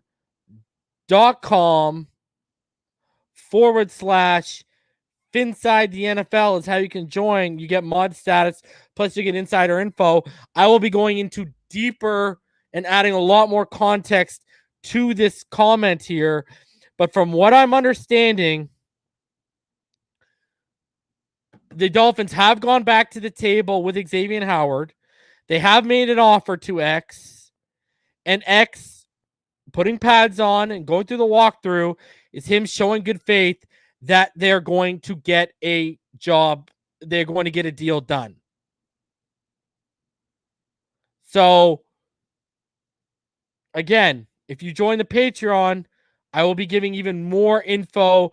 I will be talking about a little bit about what's been offered, what X is asking for when they went to the table now, et cetera, et cetera. I will have more information on the Patreon for all of you tonight. So, again, go ahead, join the Patreon, and you will get that inside information tonight. But this is the most positive I've seen this situation be in quite some time, clearly. Shout out to the newest Patreons, Miami Fan 113. I'm gonna make you a mod, as well as Fins1, who I've already taken care and made it a mod. So if you want the full breakdown, if you want all the info about what's going on with this situation, then go ahead in there. And again, the Patreon, you will get inside information. You will also, when I get my film studies out, like the Raekwon Davis, when Game Pass gets the all 22 up and everything, I will be giving you guys first access to those type of videos. So I'll be doing a video about Xavien Howard's 10 interceptions this past season, as well as Raekwon Davis. You'll get first access on the Patreon, as well as inside information, all right? And when draft season gets, you'll get big boards that I don't even release to the public, all right? So ton of stuff, and I'll be adding more content as well to the Patreon. But yeah, guys, it's looking positive right now. Good news for the whole thing with X and the Dolphins. It's moving in the right direction, and I'm dropping the link right now. And I truly believe it's no coincidence the secondary is getting roasted, and they're like, yeah, okay, we need this guy back right now. So Waddle's fine, guys. Waddle's not. Don't be worried about Waddle. In Miami Fan, I've also made you a mod. So yeah, this is the information on X. Again, on the Patreon, I'll be going even further in depth for you guys, and I'll be letting you guys know a little bit more detail regarding the whole situation. But that is going to be Patreon only. All right. All right. So yeah, huge day. Positive for the X situation. Tua goes and balls out. So positives all around to be had today on this Saturday. Martin, what's going on, buddy? Reason. What's up, man? What's up, bro? How you doing, man? Dude? I'm good. Better from the very beginning when you started the show, bro. Oh my goodness. Straight fire. Straight fire. When I was right with my rant. Out the gate. 4P, I have information directly from a Eagles source on the whole Watson the Eagles thing. It's not false at all, but there is details as to why it hasn't happened yet on the Patreon. British Fin fan, how you doing, buddy? Hey, Reason. Really positive news there from your sources regarding Xavien Howard. It'd be such a tremendous boost to this franchise if we can keep our best player. It makes such a big difference to the defense and the team in general. So I really hope that they can work it out and we can go into the season with our strongest possible team. Yeah. Florida born, Kentucky grown. What's going on, bro, with the Beetlejuice boxer? What's up? That's Jakeem Grant. What's going on, brother? How you doing? Great, man. All I got to say is, oh, you didn't know? Your ass better call Phinside. Oh, man. Shout out to the new Patreons, Quentin Martin, as well as Ryan Williams. Please drop a comment in the comment section right now so I can make you guys mods, all right? Dylan, what's going on, buddy? What's good, brother? Chilling, man. Yeah, I'm excited about that news, man. I hope that's the case. You know, they need to get that sorted out. And, you know, him practicing today, it's like I said, man, until he gets back with the team, I'm not going to get super excited. Not quite ready to turn that corner or ready to say we've turned that corner, but it's huge positive news. I'm excited about that. I agree. And unrelated, but related, right now, man, I've been watching like old Sean Taylor, like highlights from his rookie year with the Redskins. Bro, it's a difference when you have your best player out there, bro. There's a difference, man. I'll feel a million times better with X out there than without him. 100. I'm just saying, players feed off of when they know they have a guy that can completely flip the field and just make things. You know, you have to put some type of fear into the offense, bro. Because offenses now, they're racking up, you know what I'm saying, 300 yards a game easily as far as passing. And when you have an Xavien Howard out there, bro, like the entire defense from the front seven to the back four, man, they get re-energized, bro. We need to have him out there, man. We got to find a way. I just want to finish getting everyone on here. Z-Man, what's going on, buddy? What's going on, everybody? What's going on? What's up, Martin? What's up? What's good, man? Nothing much, man. Just kind of glad this Xavien Howard stuff is getting kind of handled. It's a little less hectic than it was before training camp started. I think the Dolphins and him just came to the realization that he really not gonna get this money nowhere else. Like, there's no other team that's gonna want to rip up his contract. What he getting is what he getting. If you want more money, this is the only place he really can get more money, right? So I mean, I think another team. He doesn't want his contract ripped up, though. Yeah, I think another team would take on his contract and move the $4 million or guarantee next year. I think a lot of teams would do that, but it's the Dolphins who need to be smart and do it. Red Comment, what's going on, dude? Not too much. I guess our secondary is taking a dive, so the X deal can get done. Yeah, Byron Jones looked. If you remember camp last year, Byron Jones didn't look good last year. So, I mean, I'm not overly shocked. You know what's crazy? Nick Needham's probably been our best corner. That's absolutely. That's crazy. Yeah. And also, we do need to get this X deal signed, so Tua has some competition. Oh, you just reminded me, Martin. We're going to talk about this in 1 second. Russell, what's going on, buddy? So what's up, man? What's happening, taking man? my daughter to Kings Island, had a little bit of fun today. Got a little too much fun, but Ben's up, man. Glad to see Tua still killing it, and definitely happy to hear things are leading in the right direction with X. All right, I two things. First, guys, I need everyone to send well wishes, your thoughts, and your prayers to Damien. His mother passed away last night. And Damien's really going through it right now. So all of y'all need to show Damien some love in the comments. God got him, man. Such a great guy, man. Such a great guy. So his mom was battling. His mom was battling some health issues, and his family had to take her off life support last night. So he's going through it real tough right now. So show some love for Damien in the comments, man. That's my dude right there. Love you, Damien, wherever you are, bro. All right. Man. Okay, you brought something up, Martin. Yo, undrafted. All right. Yes, sir. Big word. Word of the day if we're Sesame Street.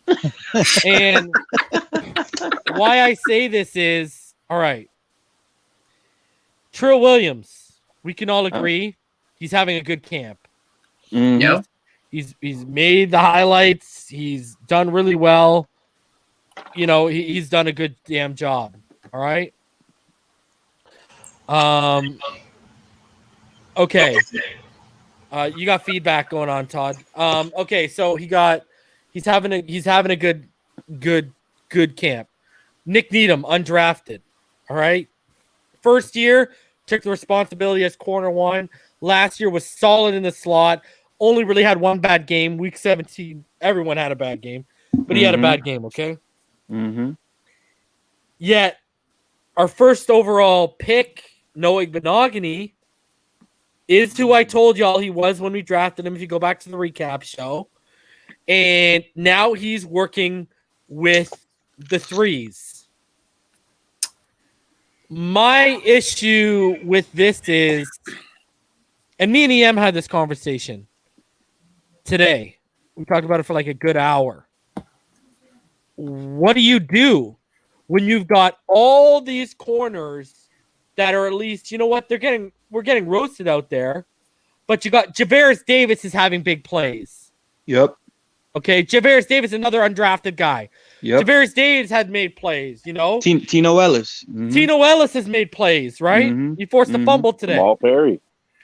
Jamal Perry, okay. You know, he was our second gunner last year. Yo, Terrell Bonds even has made the highlight reel. Everybody but Noah. What do you do now with the fact you have a first-round pick invested in this guy? I mean, and he's getting outperformed by undrafted guys. Are you looking to trade him? Or I said this is where I stand. Who's going to trade for him, though? That's exactly what I said. You get a football and a handshake. All right, this is where I stand with Noah Benogany. If our coaching staff is looking to move off the number 5 overall pick after 9 games at 60% health, when he flashed far more than Noah Benogany ever did, why aren't we keeping that same energy with Noah Benogany right now? Wow, he's getting legitimately outperformed by undrafted guys. Why are we going to let undrafted guys look at, for example, Trill Williams? Trill Williams can play safety or he can play corner. Why are you going to give up a versatile guy like that just because based off of draft status? This is hey, we got to keep that same energy with every position out here, bro. And my whole thing with Noah Benogany here is this guy's sitting on the sideline when the fucking second team is out there, bro. Yeah. That's pretty terrible. Yeah, so I think you know, obviously they realize that everybody else is playing better than him, and that's why he's buried on the depth chart. But I don't know that they're gonna. First of all, I mean, like you said, what are you gonna get from him? A football and a handshake, right? Like that's about it. So I don't know, man. I don't know that they would be so quick to admit to their own failure. You know what I'm saying? Like they'll probably keep him around. They'll. I don't know. It is an interesting question because do you waste a roster spot on him? Like that's where I'm at. The real lift on this pick. He should have traded in front of the Saints and got. Yeah, but that was not a Greer pick. That was a Brian Flores pick, bro. Yeah, that was 110%. That was a Brian Flores pick, dude. Well, Brian Flores screwed up on that one. So is this like a Jason Allen, Jamar Fletcher type of situation where we just overdrafted another cornerback, bro? I mean, dude, I called this an overdraft when we drafted him, man. Yeah, I know. Do you think Noah came out of college too early? Do you think he came out a year too early? Could have done with another year in college. Absolutely, I agree. Yes. Reason said 2 years too early. Yeah. The guy was 2 years. The guy only played the position for like a year and a half. And the scary thing is, and this is why I always push back on people when they're like, "Oh, don't worry about X signing. He's gonna ball out." Here's my issue with that. All right. The whole reason why he was moved off of wide receivers because he has terrible ball instincts and he has terrible hands. That's the whole reason they moved him. So you're not going to get ball production from this guy. Like that's what people are missing. Like at best, you're going to get another Byron Jones, and Byron Jones has played safety and cornerback. And was far more of a polished prospect when he was drafted than what this guy is. And honestly, reason the picks were swapped as far as when we picked Noah Benogany and Brandon Jones. I wanted Antoine Winfield and then Amik Robinson from Louisiana Tech when he was coming out, bro. Those were the top 2 DBs as far as safety and cornerback. Yeah, I wanted. Antoine Winfield was my wide receiver. My safety 1 in October 2019, and my running back 1 in 2019. In October 2019 was Jonathan Taylor. I wanted either one of those guys. Man, and they're both needed. Happy with either one of them too. And the shitty thing is, if Tua balls out, it's gonna make up for all those shitty picks that they made. I mean, yeah, but not really. Like, I mean, look, I get it, right? Winning heals everything or whatever, but like, come on, bro. You still gotta be able to prove that you can do it. Like, you can't hit on 1 or 2 picks and miss out on the other 20. But franchise quarterback is big. Well, here's the other thing. Agreed. Christian Wilkins, the year before, was the #1 pick, and he's Yep. working with the 2s. Yep. Yeah. Yep. No. Zach Tyler been beasting, dog. Zach Tyler was a 7th round draft pick, bro. Yep. And not even by us. Yeah, but like you said, I know. Wilkins is a 4-3 guy, and he's playing in a 3-4 system. That's why I hope we play more 4-3. Yeah, but see man. that gives him even more. That should make you even more pissed off, because you're like, bro, you guys know what defense you're installing. Yeah, What are you doing? Yep. And after there was a run on defensive linemen in that round too. There was a bunch of the top talent taken off before they even got to Christian Wilkins, and they still went with him. Yeah, I mean, look, because that's the thing is I hope they prove me wrong in a lot of my, evaluations and estimations and stuff, but I'm still going to call it like it is, right? Like, they whiffed on a lot of these players, and they're not going to get credit from me personally on those fronts just because, Tua pans out. They'll get credit for Tua, but that's a separate thing, right? And what I've heard, that was a Ross pick. So Ross made, if that's true, from what I've heard, that Tua was a Ross pick. Okay, fine. So Ross can and get if Ross can out-draft Greer, we got a problem. That'll be the first time he gets credit from me for a football move. It was Ross and Greer. Greer was telling people in 2018 at the draft in Atlanta, he was going around backstage telling people, I'm going to draft this kid if I can. But thanks to Ross, we didn't get fucking Watson. We can at least say that. True. He pumped the brakes on that, and now we're sitting here possibly going to keep X, and Tua looking like what Omar say, a top 15 quarterback. I mean, Ross wanted Lamar Jackson as well, didn't he? He did. Yeah. 11th overall. And look, there's probably literally I went through like each team, and I was like, damn, which quarterback I would like take over to, like just as far as right now. There's only 14 quarterbacks I just circled. I was like, yeah, I'll take him over to. And everybody else, Tua has the opportunity to just be like Omar was saying, a top half of the league type of quarterback, top 15. If he comes out the first 5 weeks and literally sets the world on fire, he's a top 10 quarterback in my opinion. And I think he's probably going to get better as the season goes. By the end of this season, depending on how things go, he could be easily in the top 10. Absolutely. Yeah. Look, if he's in the top 10 this year, I think that he has the talent and the ability, and I've said that I'm not worried about him. Again, I have to wait and see how things play out because I have the concerns like on the offensive line. True. But I think just evaluating him, I absolutely think he can be at least a top half quarterback. I'm just hesitant to say that he will be here and now just because of those other factors. I want to wait and see how those play out because they play into that, right? So I will say this: if our defense is going to be as good as we think it's going to be, and they can establish any kind of run game, that's all Tua's got to be this year to get us in the playoffs. Keep X, and I'll feel great about that defense because it looks like the run game is going to be a lot more stout. Oh yeah, and it looks like that the pass rush should improve too. Better. And we haven't even seen what we got in Phillips yet, too. True. Yeah, so my goodness. I've got this gut feeling about Jalen Phillips that he's going to be a defensive player of the year. I think we should go 4-3. Move Phillips back to defensive end. That's what I think. I agree. Inside. I agree. And Phillips mentioned in one of his earlier interviews that he's been studying tape on like Lawrence Taylor and stuff. And I was like, look. If there's one player, like if you coming in as a rookie or something to mimic and reflect, bro. If we talking about one third of what Lawrence Taylor was, his rookie year as far as impact immediately, bro. We defensively we should be a top 3 defense from start to finish. And again, if Tua plays like a top half of the league quarterback. And guys keep making plays like a Waddle, like a Wilson. Shaheem been making a lot of plays. Gaston's gonna make plays, and we still got our targets in DVP and Preston Williams played today. By the way, he was out there. He ran a little bit. He caught he Wait, hold up a second. What? He was just catching balls. Better get his ass out there. Yeah, you saw a highlight. I showed a highlight of him. Yeah, it wasn't a lot.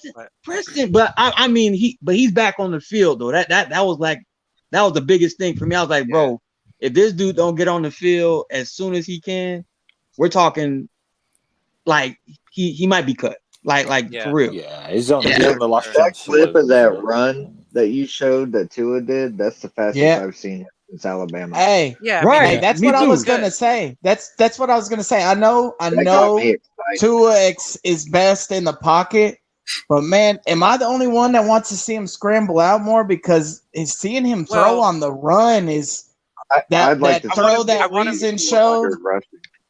I mean, Tua can scramble. He's got. He's just got to be smart about it. That's all. But also, not just running, but throwing on the run too, man. Yeah, I mean, just like I wouldn't want him to force throws that aren't there. I don't want him to force runs. You know, if he sees a hole, take it, sure. And I definitely think he can and will use his legs.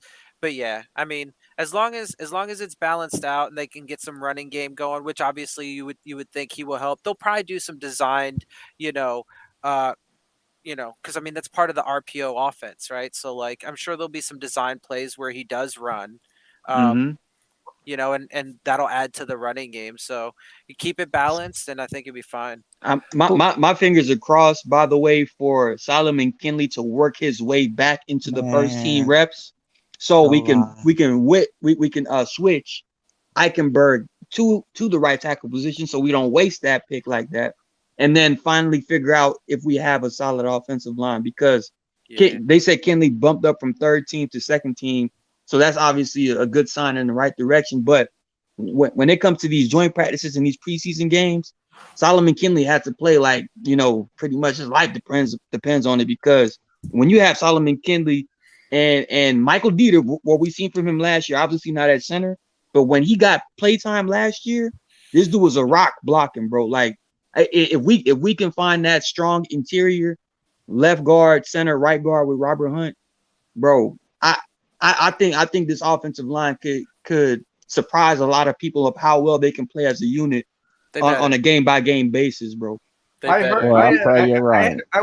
had one of the people I talked to. Said Tua was gaining like 4 seconds in the pocket. Yeah, okay. I mean, it's practice, so right. No, I mean, but it's not quite. It's not the design of practice is not quite the same, right? Like, so. I mean, it's not right. So I mean, because they're not like having full on rushes. They can't hit him and stuff like that. They're not going. We'll know more when they practice with Chicago on Wednesday. Yeah, that's what I want to see. Yep, that D line. I'm not. Look. Those big boys up front got a lot to prove. Man.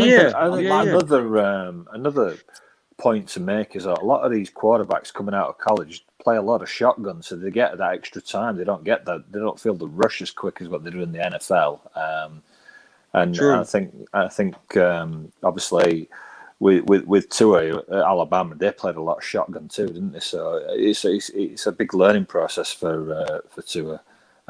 With these rushes coming at him from these NFL players and not playing in shotgun and things like that and RPOs. He's good at RPOs though because he did a lot of RPOs at Alabama and obviously with Fuller coming in and obviously Waddle who he knows, the RPOs could prove really successful for us this season. I think. I believe Tua will transition into being a pro quarterback. Obviously, all these quarterbacks in college, everything is shotgun now. Like almost 90% of these quarterbacks take snaps from shotgun. And again, the transition into the NFL is literally about timing. Everything is about timing. Everything's about execution. Everything's about precision. So since that's pretty much Tua's foundation, he's been taught from a very early age to be well, polished and precision based, bro. I think with more time and more reps, Tua is going to be what we're expecting him to be as far as just looking like a professional quarterback. And for other quarterbacks in college that's coming into the pros, they're going to have to make that transition too. But it's it's a learning curve, but I think Tua is literally built, for the curve, and I'm just expecting it, man. He's an intelligent guy, isn't he? He picks the playbook up quick. He works his ass off. He's really he's sharp. He is sharp. Yeah. Speaking of the O-line and the big guys up front, I have not really heard a whole lot about Robert Hunt since he's been at guard. Reason, can you kind of enlighten me? I talked about him today. He's been our best offensive lineman. Really? Okay, yeah, I told y'all he'd be an all-pro guard. He's opening holes. He's been our best and most consistent offensive lineman, and they don't want to kick him out to tackle because they too now believe, they must listen to the show, but they too now believe that he's going to be an all-pro if he stays there. Definitely Pro Bowler. Jackson was having a good camp too, though, wasn't he? Or hasn't him and Ahmed. Who? Austin Jackson. He's had an all right camp. Yeah, he's been pretty solid. He's been pretty solid. He's been better. He's been better when Liam Eichenberg was next to him. Okay. Interesting. Like Liam Eichenberg's locked in. Lock him in as your week 1 starter at left guard. Man. Yeah, I don't think he's going back to tackle. No. And you said it. Reason. If I'm getting told he's inconsistent and uneven at right tackle and the pads weren't even on, that's all you need to know. I know. And we drafted him as a left tackle, so he's used to that left side, isn't he? So, yeah. Well, we drafted him as a right tackle to shift him over. Oh, okay. Yeah. But he played left tackle at Notre Dame. Yes. Mm-hmm. Do you think that the question mark at right tackle may force Miami to move Austin to the right side at any point? To move off who? To protect to his blind side. To move Austin Jackson to right tackle. No, I think they're fine with Jesse Davis. I think they're fine with Jesse Davis there. I was saying after you left last night, Reason, Dylan and a couple of others, we were talking and we said, what's the situation with Mitchell Schwartz? Is he officially retired? Yeah. No, he's coming back, but he's still rehabbing from his back surgery. Mm-hmm. You wouldn't see them making a move on him? I would love to see that. That's what I would make a move on. I can't believe they didn't make a move on Morgan Moses. I know. Because they need to do something. I think it's because they hadn't seen Eichenberg in action yet. Fluker, I'm shocked that they cut him and gave him a settlement because his injury, he was only supposed to be out for 3 or 4 weeks. I know, same. And look, with as many questions and or concerns that we have, we talked about this too last night in the post game or whatever. The what if an injury happens? God forbid. Yeah. Right? On wood. That's what I was asking Jesse Davis. Let's say he goes down. Who he's hurt right now, eh? Yeah, exactly. Jesse Davis is hurt right now too. He's got that. Darnell Coleman has been getting the second team reps at right tackle now. Yep. Mm-hmm. And some first team reps, but he's had getting smoked though, ain't he? Yeah, he's had some issues. Yeah, see, and that's scary. Offensive lineman, we got Elmore, his name is? Yeah. What's up with Illuminor? I haven't heard anything, and he's played right tackle. Yeah. I don't know. Look, I want to put my eyes on him in live action. I reserve my evaluation until I can actually see him in some live bullets, but they got a lot of work, I think, to do on that line. But that's my biggest question mark on the roster for sure. But even so, I still believe that like Tua, right? And we keep going back to Tua, even with the offensive line being an enigma. Like as far as how are we going to start from left tackle to right tackle on a weekly basis? Even with that, Tua still finds ways to make it happen. People forget, bro. In Alabama, from his freshman year to his junior year, Tua was a pocket wizard, bro. Like this dude used to do just small subtle spin moves in the pocket and step up and Tua. Pocket presence elite. Yeah. Like Brady. Yeah, I feel that, and I hope that, you know, in those moments, I feel like he's going to handle his business. I just don't want to have to rely the whole season on that, right? Like, I got you. I got you know what because I'm of saying? injury concerns could Yeah, potentially wanna, pop up. Yeah. I don't want to see the line be leaky and Swiss cheese like the whole Yeah. year, and him have to evade that pressure. It's great that he had, you know, the second highest pressure evasion rate last season, and we love to At see it. 60%. At 60%. And we love Second to see highest. it, Mhm. right? And so when he gets pressure, you love to see it, right? But you just don't want that to be constant, because that's not good news. And I think the best way of helping, especially from the go right ahead, side. British. I was just going to say that I think the best way, I think when you've got a quarterback like Russell Wilson or Aaron Rodgers, you can get by with not below average, but an average offensive line because of the great play and pocket presence and escapability of those quarterbacks. But initially, while Tua is developing, the best way to support him and help him is to give him a running game, at a strong offensive line, so that the play action can come into fold. And that's what we all hope that we can get from the offensive line, and that's what we're all a little bit concerned about. Man, can we do that? You know? Yeah, I agree. I agree 1000%, man. Yeah, especially All I from know that is right side. All I know is that Denver game stays in my nightmares at night. Well, you can see what they're doing, right? Like me and Em had this conversation. This is what they're trying to do. That left side is going to be your athletic. You know, your athletic. They can get to the second level, open hold side, and they're trying to make that right side the power side with Hunt. Then they got to find that right tackle to go next to him, right? So that makes sense. I mean, that's fine, and I'm all right. I'm totally all right with that. They just got to find the right pieces, right? So, if I'm the coach, sorry, go ahead. I did not mean to interrupt. I apologize. No, you didn't. I was done. All I was going to say is I would at least take a look at Luminor at right tackle and see how he does. I trust the idea of having a veteran there protecting him, and if Jesse goes down or isn't ready or whatever, versus having a 7th round rookie project. I will say this though. I will say this.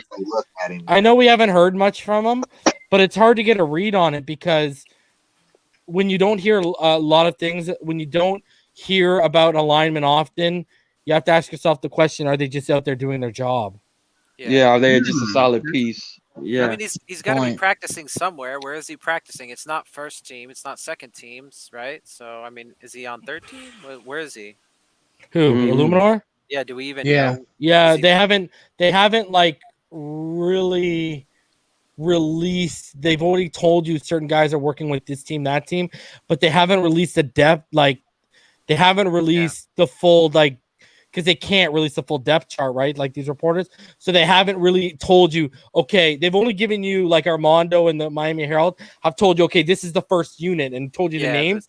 They haven't done that for the second and third unit though, right? They've only told you like Saul McKinley's fluctuating, Larnell Coleman's working with the second, but now he's working with the ones, you know what I mean? Just the notable key. Yeah. Yeah. I get it.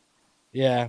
I think the problem is as well, if you don't get your offensive line right, it's very hard to trade for an offensive lineman or pick one up in free agency because they're just not available. Well, there are Taron Armstead is going to be available next year, but you'd have to move him from left to right. Trent Brown is going to be a free agent and he might not re-sign. Orlando Brown hasn't signed a new deal yet with. He's gonna want a huge deal with the Kansas City Chiefs, bro. We got like $68 million next year. We could. We're going to be bigger players in free agency this next free agency because I feel like after this season, depending on how it goes, which I believe it's going to go very well. I think they're going to go 12-5, and I'm sticking to that record. If that happens, they're going to know that they're only a piece or two away after that point, and free agency is going to be more of an emphasis that this go around. What's your record prediction? 12 wins? 12-5. I hope so. I think you win the division.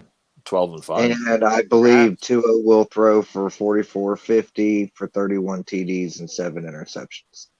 Jesus, man. That's very specific, Russell. I love That's that. very specific. You went through the I'm whole even gonna season. throw Right? out 350 rushing yards with 4 rushing touchdowns. I'll believe that. He's never I rushed. believe. He's never rushed for over 300 yards, even at Alabama. In college, yeah. He could, But in defense, this is probably the best he's ever looked. Yeah, but that's not his game, 17 right? He's a games. pocket passer, right? What's 300 like yards they in 17 rely games, on- though? I feel like he's going to rely on that a little bit in RPO if the running game struggles in the beginning of the season. I could see him, even though it's not really part of his. The quarterback only runs it in the RPO if it's an option, right? Usually, if you don't hand it off, you throw the ball out. True. It's like 20 yards a game. Yeah, That's just not bad. If you round up, it's 21 yards a game. I mean, he can get that. He can get that. Yeah, that's what I'm saying. Right. I believe so as well. And since there's going to be 17 games this year, we have that extra game, which that's why I have him. I just did that by 17 yards. games. I just did it by Mm-hmm. 17 Yeah. games. And look, man, if the O line can be average and he plays like that, and we have a strong defense, I think we'll be all right. Yeah. And then I honestly just need our running game, whether it be Myles Gaskin, Malcolm Brown, Ahmed. We just need guys to just be be decisive, man. Be straight line runners. Read your blocks and try to get the first down. Let me ask you this, guys. The balance is necessary. What would you guys want? A running back next year in the draft or a center? Running back. Tyler Linderbaum out of Iowa. Yeah, he's going to be good. Next year. Center. Bro, have you seen the clip of him in wrestling when he wrestled Tristan Wirfs? Ooh, I like that. You got that queued up, bro? I was big time wrestling, man. I was big time wrestling. It really just depends on what Peter does this year. My boy is coming out. Y'all want a true right tackle? There Next you go. year, my boy. Daniel Falele. No. I've been talking about this kid for like 2 years now. Abraham Lucas out of Washington State is coming out next year. Okay. I haven't seen him. Abraham Lucas. 6'7", 328 pounds, bro. I mean, that's pretty good. He's the best, and he's the best run blocker that Washington State's produced in 6'7" in a very long time. I mean, that's a Will big be a boy, top 10 bro. pick, 49ers. No, he's not going to go in the top 10. Oh, he's not? That is a big boy. The top Six- guy, running back the top tackle next year, they'll probably get kicked in the guard, is going to be probably Evan Neal out of Alabama. Oh, yeah. I was about to say Neal. I mean, is there a guy called Breece Hall, running back? Out of Iowa State. Mhm. Yeah. Him and Isaiah Spiller out of Texas A&M are my two favorite running backs. I kind of like Isaiah over Brees. Is there not? Oh, I like both. I don't think you go wrong with either guy. True. Is there not going to be any halfbacks in free agency next year? The problem is I don't think they're going to want to pay a halfback in free agency. I'm about to say that the Browns just signed the guy I wanted to sign in free agency. Are they Nick Chubb? Yeah, they draft, just though, extended him. God, I love that guy. I want Kareem Hunt. Yeah, when is He got a contract too. Todd when comes is his out of contract nowhere. up? I want Kareem Hunt too. I want to shake him it's out up of this year, Cleveland isn't it? somehow, some way. It's up Is this it up year this or year? next year. It's up this year. Or I think next it's. year. I think it's next year. 2023. Yeah. Well, he's only 25 right now. Yeah. Let me see. I thought they had Hunt locked in for a couple years. Well, he signed a 2-year, $12 million contract. Was his last contract? Let me see. And they just extended Nick Chubb. That's He's why a I free wanted agent last after year. 2022. Yeah. Mhm. Okay. Okay. What about Man. Josh Allen's deal, everybody? That's another example of why I laugh when people say are worried about us paying next. Look at the contracts the Browns find a way to pay. I know. And we can't pay one guy? I know, man. I know. Hopefully they're about to break through, man. Hopefully. They're in win or die, though, aren't they, Brad? And then Tua I has some personally competition. feel like if X was gone, he would already be gone. I think he's here. 4P. If you That's ask any me, factors I'm that taking Sam Howell over Spencer Rattler every day. Yeah. Wow. That's At my guy, bro. That UNC. guy's been my guy for like since he was a freshman, and he almost beat Trevor Lawrence. Yeah. Yep. Lost by what, 1 point, I think it was? Yep. Bro, he's gonna have a big test this year. Bro. Yo, bro, We're he's lost Jazz, he's lost Javonte, he's lost Diami. Carter, Diami Brown. Like if he balls out this year, well, yeah, DJU and Clemson, he's not eligible this year. Eligible now. If he was a freshman this year, if he comes out, bro, and he balls, and DJU, bro, mark my words. I want everyone to heed my words. DJU is going to be better than Trevor Lawrence. Wow. Ooh, wow. Right. Yeah, I agree. Oh, bro. Dude, go look at that guy. Statement. Samoan, built better, more of a prototype than Trevor Lawrence. Thicker. And a freaking arm. Cannon, bro. That guy Yeah. I'm telling you. Trevor Lawrence, have you heard? Y'all have heard Trevor Lawrence has been stinking it up at camp, right? Yeah, he's been struggling. Yo, mightily. dude, Trevor Lawrence, go watch the tape. When the pressure comes, his body starts to dip forward and his accuracy goes haywire. He loses the fundamentals. Yeah, he's not that. Like, look at Tua.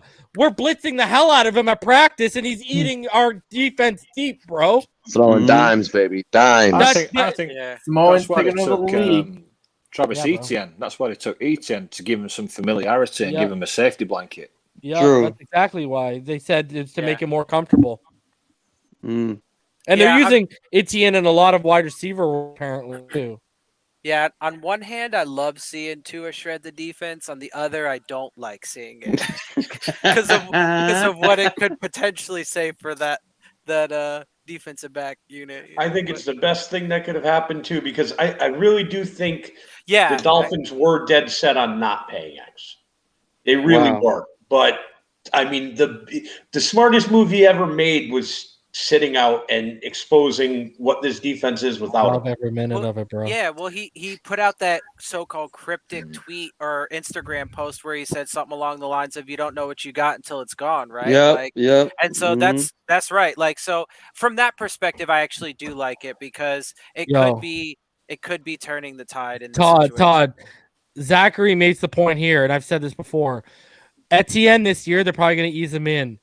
After this year, bro, I'm calling about James Robinson and saying, is he available, bro? Yeah. You go get that kid, bro. Because he might be frustrated for losing some of the reps that he had his rookie year. Yeah. And he might want to get traded. Right, and frankly, he's not this regime's guy. You know, I mean, forget this. You know, it's just Etienne's their guy. So, you know, you could see them moving off. That's true. That's true. I also look at the backup guy at Dallas, the Pollard guy. Tony Pollard, I love him. And he got no fight today, eh? He got a no fight at the Rams practice, bro. He started throwing them because the guy pushed him out of bounds, and he's like a backup corner or whatever, trying to make the team, and he took a swipe at Pollard. Pollard missed it, took a swipe at him, and then went to chase him down. And like 4 Rams had to stop him, bro. And then Aaron Donald in the center got into it, and the whole two teams went at it, bro. You gotta be a dumb guy to try to step to Aaron Donald's big ass. Yeah. You know what's crazy though? I saw some reps from the practice. I forget what the center's name is in LA. It's like Brendan Collins or something like that, and he was fucking holding, like not holding, but he was like keeping Donald in check, bro. Really? And then after the Tony Pollard thing, they had a rep against each other, and everything just blew up. And like the benches cleared and stuff like that. Yeah. It's like, yo, did you know the Texans are practicing tonight? Yeah. They're not practicing in the day. They're practicing tonight. Is the Texas? It's because they started warming up. They were warming up when I went live, bro. I don't know. Are they doing like a special Are they doing like a special? I don't know what anyone said. Connor Williams, that was the one. Connor Williams is his name. Deshaun had a massage appointment this afternoon. He couldn't make practice. Yeah, he couldn't make practice. Yeah. Couldn't make it, guys. Yo, I don't know if you. Yo, I'm telling you right now. Like, if you go to the I'll tell you a couple of you guys backstage. But yo, the Eagles Watson thing. People trying. First of all, the guy who broke it is the same guy who broke the DeForest Buckner trade, bro. It's legit. It's legit. It's just a sticking point right now. So. I want that shit to become official. I'll get excited about that. Yeah, I did read a tweet too that said, the Jalen Hurts has done nothing in camp to dissuade the Eagles from trying to make the trade. Bro, I'll tell you right now. Here's some inside info. Again, because I got the link to the executive. One of the executives on the Philadelphia Eagles was Jeremy Clump's father's best friend growing up. Like they were tight. All right. Yeah. So totally linked in, bro. There are legitimate people in the front office that hate Jalen Hurts, bro. Oh, wow! I hate him, bro. Honestly, as a person, as a player, bro. They can't stand him, bro, because that was a Doug Peterson pick, and they were not happy about it. He's one of the reasons why the front office wanted more control, and ended up driving Doug Peterson out. That's just. Man, dang. I'm just saying, there's always a thin line between being confident and arrogant and cocky. I think Jalen Hurts, plays with that line a little too much, bro. Because he's not that good, bro. If you go watch him, I had someone on TD's Fin Talk back when I was on that channel. I hated Jalen Hurts coming out, bro. I despised his tape, bro. So many times he overthrew or had to make CeeDee Lamb adjust his route because he just doesn't throw with anticipation, doesn't have good accuracy. His ball placement is very, very spotty, right? And, bro, dude, someone tried to call me a racist because I didn't like Jalen Hurts. I'm like, bro, my top quarterback in this draft class is Tua Tagovailoa. How am I a racist, bro? You know what I mean? All because because they're like, oh, you probably thought Lamar Jackson should have been a wide receiver. I'm like, what do you got? Like, who connects these dots? Unfortunately, that's just the time we live in now. But I can't just be criticism.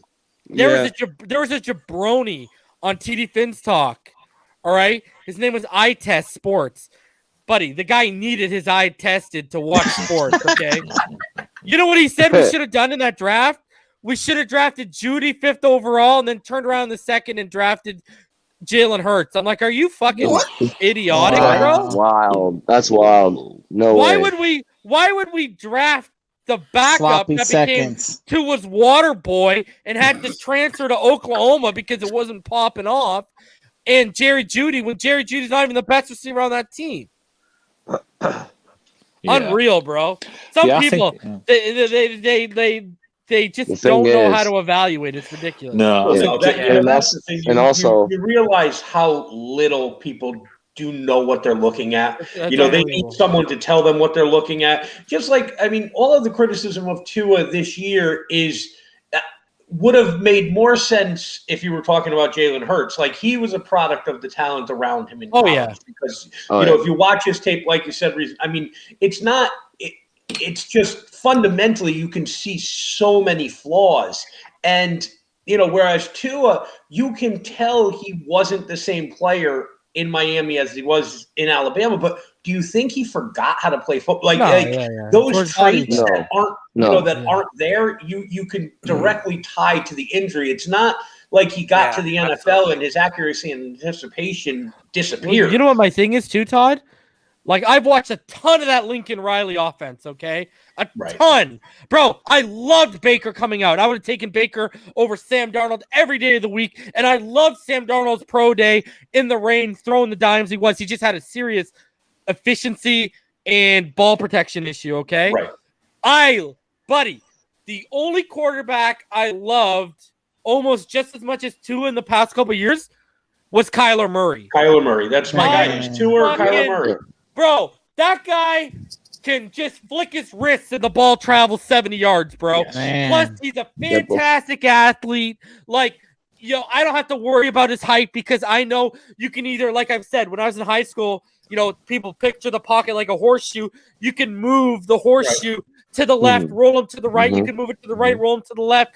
Or you could just snap and he can roll out. There's so many ways to get around that, right? Anyways, Kyler Murray is special, bro. That kid is definitely special, he's a problem. bro. In a game of uncommon athletes, and my whole point was Jalen Hurts wasn't even in the same stratosphere as Baker and Kyler Murray. Like, he wasn't even in the same fucking universe, let alone stratosphere, bro. You know what I mean? Like, and honestly, if it wasn't for Cliff Kingsbury and Arizona saying, okay, we're gonna move off of Josh Rosen, Kyler Murray could have potentially fallen to Miami at 13 at that point in time. I don't think he would have fallen that far, bro. Nah.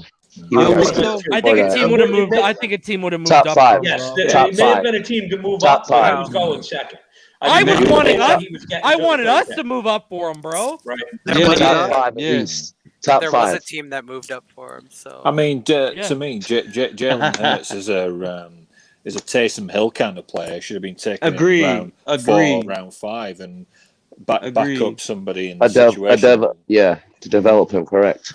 Yeah. Now, to be fair though, I love Tua. I like Tua more than I like Kyler, but like Tua's here, Kyler's like right there for me. Bro. Yeah. And even on TD Fin's Talk, when I was on that channel, I called him winning Rookie of the Year.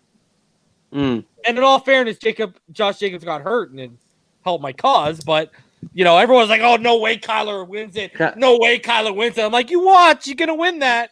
Kyler, I'm telling you, watch the step he takes this year too. And that, like, they got Rondell Moore now. AJ Green, they got AJ Green. AJ Green. He has weapons all around. Weapons. Like, I'm telling you, D-Hop hands down. Definitely. Man, NFC East is gonna be interesting, huh? That throw, the NFC West. Throw, NFC West. Yeah. Who the Cards got a running back now? Oh, they got James Conner and Chase Edmonds. Edmonds. Yes. Denise asked, reason you think you could have played quarterback in Texas or Florida? No, bro. I was a backup. In college in Canada. I don't think I would have been like a third stringer at best out there.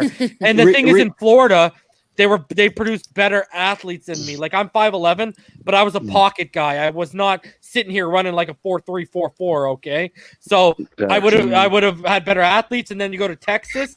The difference between, I don't know what you guys put in your food and your water, but there's like 6'4", 6'5", more prototypical size guys that I would have had to compete with. So I don't think so. In high school, I think I could have. Yeah, and I can't front reason. You know Janoris Jenkins, right? The cornerback that was drafted by the St. Louis Rams, and he played for the Giants and the Saints. Yeah, bro. When I say I went to a high school camp, and Janoris Jenkins played for Pahokee at the time, and they just won back-to-back state championships. Man, this kid, he was like a DB and wide receiver. Oh, but so this guy, I was just asking if he was converted. Like Julian Edelman was converted, right? Yeah, well, yeah, Edelman was converted from a quarterback to a wide receiver. Yeah. But I'm just saying, like, as far as how good these guys are down here, like you're saying, you don't know what's in the water. Bro. This guy during the camp, he ran a go route and he was wearing a baseball cap. And like how you're wearing it right now. Right? And the ball, no, I'm saying the ball was thrown in the air. And because the cap was in his vision, he literally flipped the cap backwards while he was running a go route and caught the football. I was like, bruh, who in their right mind will flip their cap while they're running full speed and just make the catch and just, Deion Sanders high stepping in the end zone? I was like, bro, these dudes down here, bro, is I don't know, man. Breed, bro. Different breed. I don't know. It's also, you got to think about it. My country has like 36 million. Y'all got 365 million, right? Yeah. So the odds aren't exactly in my favor, bro. We got 60. Did you guys hear about Michael Thomas? Nah, what happened? Apparently it was didn't answer a phone call for 3 months. Red Comment, why do you always bring up stuff about other teams that no one cares about, bro? I know, right? I know. These obscure ass fucking like random. Oh my god! I still like your dolphin with the cap on. I know. I ain't about to return your call for 3 months, Red. Don't call it if you keep it up. Oh wow! 3 month ban. But that is kind of troubling as far as what's really going on over there, man. Is he depressed that Drew Brees is gone now, bro? Like, what's going on, bro? Yeah, I don't know. It's not like they traded him. The guy just retired. You know what I mean? I know. Yeah, how mad could he be about that? Because he got Taysom. Winston has had his laser eye surgery now, so they should be fine. Oh yeah, bro. Did you see Winston like warming up and like rolling on his back? Like this guy. Yo, I posted a video on my Twitter, bro. You see what's starting to happen in camp with Jamar Chase? Hey, he's starting to get exposed as a bad route runner right now. Oh boy. I mean, I'm here for every minute of it, bro. You can, and like He's you gonna always break say, all Reason. those records. Oh yeah. Like Reason, you always say, Reason, man, you just gotta watch the film, bro. Bro, I got into an The film argument tells with it all. someone. Some guy, I got into like a little Twitter thing. This guy was trying to tell me he was gonna hit 1K yards this year. I said, bro, how much do you want to bet? You want to put a jersey on this? What do you want to put on? And the guy backed out of the bet. And I'm like, bro, like, and then he tried to tell me, oh, I've been watching All 22 for 10 years. I'm like, bro, the All 22 only goes back to 2017, 2018 right now. Like, what are you talking about right now, bro? Like, I caught him lying right off the rip because I know, like, Alex Rollins, Top Billin, all these guys, I know the dude who they get all their All 22 from. So, and this guy's like some jabroni nobody on Twitter. And I checked his follower list, and the guy wasn't following him. So I'm like, bro. So I caught him lying about the All 22. And then he's like, oh, yeah, you're right. It hasn't been out for 10 years. My bad. But I still, don't think I still don't have people feeding it to me. I'm like, bro, shut up. Bro, I put out literal screenshots. Of my, and some of you guys have actually seen them. I put out little screenshots of my drives to show how much I have. Like, I have D1, D2, and D3 because I have access to Huddle. So I'm like, yo, show me receipts, bro. And every time you ask someone for receipts, that's what pisses me off, bro. When I watch the tape. Bro, you watch highlights on fucking YouTube. Stop. I watch the tape. At most. I mean, the and they still Bengals don't know have what got- they're watching. You could That's watch what's even tape. better, Well, you bro. want my 12-year-old watches tape. I mean, but he doesn't know what he's watching yet. Dude, you know what I got at Todd? Like 6 months ago, I got into it with this Finns fan. And he was trying to tell me Sewell wasn't good at run blocking sets. And I'm like, bro, what are you talking about? Like, and then I showed like video I posted of All 22 of him mauling. Bro, like he demolished. You remember Derek Brown who went in the top 10 last year? Auburn. Yep. Bro, I showed reps of him destroying Derek Brown, all right? And he's like, oh, well, he literally said, oh, well, from the highlights I've watched, I'm like, bro, right away, I'm like, bro, you don't know what you're talking about. Instant block. Goodbye. Well, it's so funny because, I mean, listen, we all understand how good Darrelle Revis was, during his run. But it was funny listening to people parrot Revis Island, and they watch football games, and it's like, you have never seen Darrelle Revis cover. Because you're watching a television broadcast. Like, you may see a highlight of him, Wrong angle. breaking up a pass. Yep. But Breaking up a these pass, people don't correct. understand what watching film means, and even when they do watch it, they don't know what they're looking at. Absolutely. Bro, And there's nothing have wrong you with heard? that. That's what makes this game beautiful. That's why the Super Bowl is the most watched game in the world. Because have you listen, heard my about wife, have you heard about Sewell in Detroit right now? yes. The guy's Killing balling out, bro. Killing it. He's dominating. Yeah. But, that's what makes football wonderful. Like, my wife watches the Super Bowl and she understands it and she enjoys it. My son is watching a different game than my wife is because he understands it to a different level. I'm watching a different game than they are, and Bill Belichick's watching a different game than me. You know what I mean? And that's what makes it a wonderful game. But listening to people, the other thing about the sport is people are confident in what they don't know. They they will gladly get into a conversation with you about something.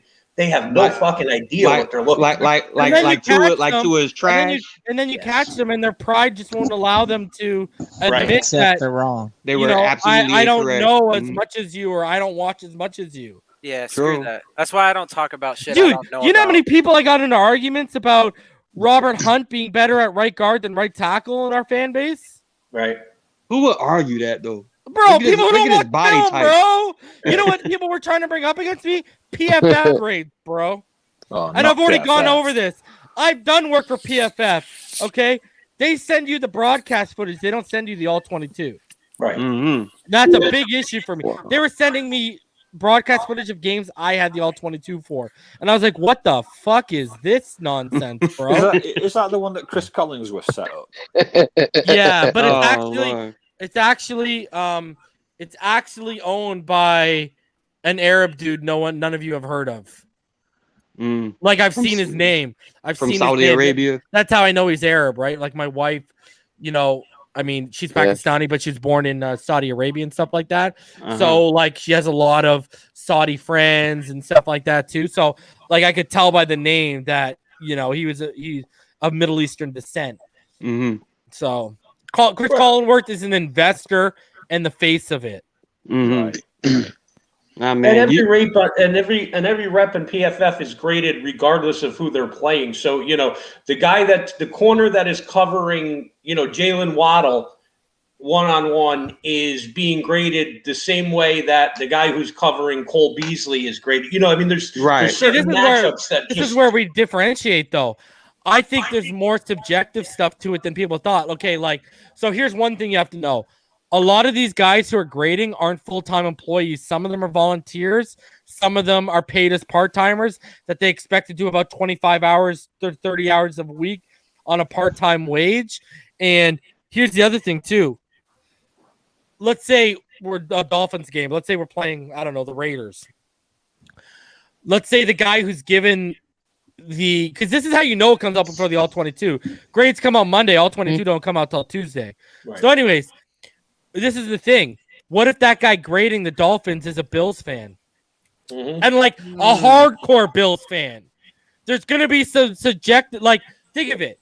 Is that guy going to grade Tua really good last year? Bias. Yeah, bias. Is he going to grade Tua objectively last year? Probably not, great bro. Point. Great point, yeah.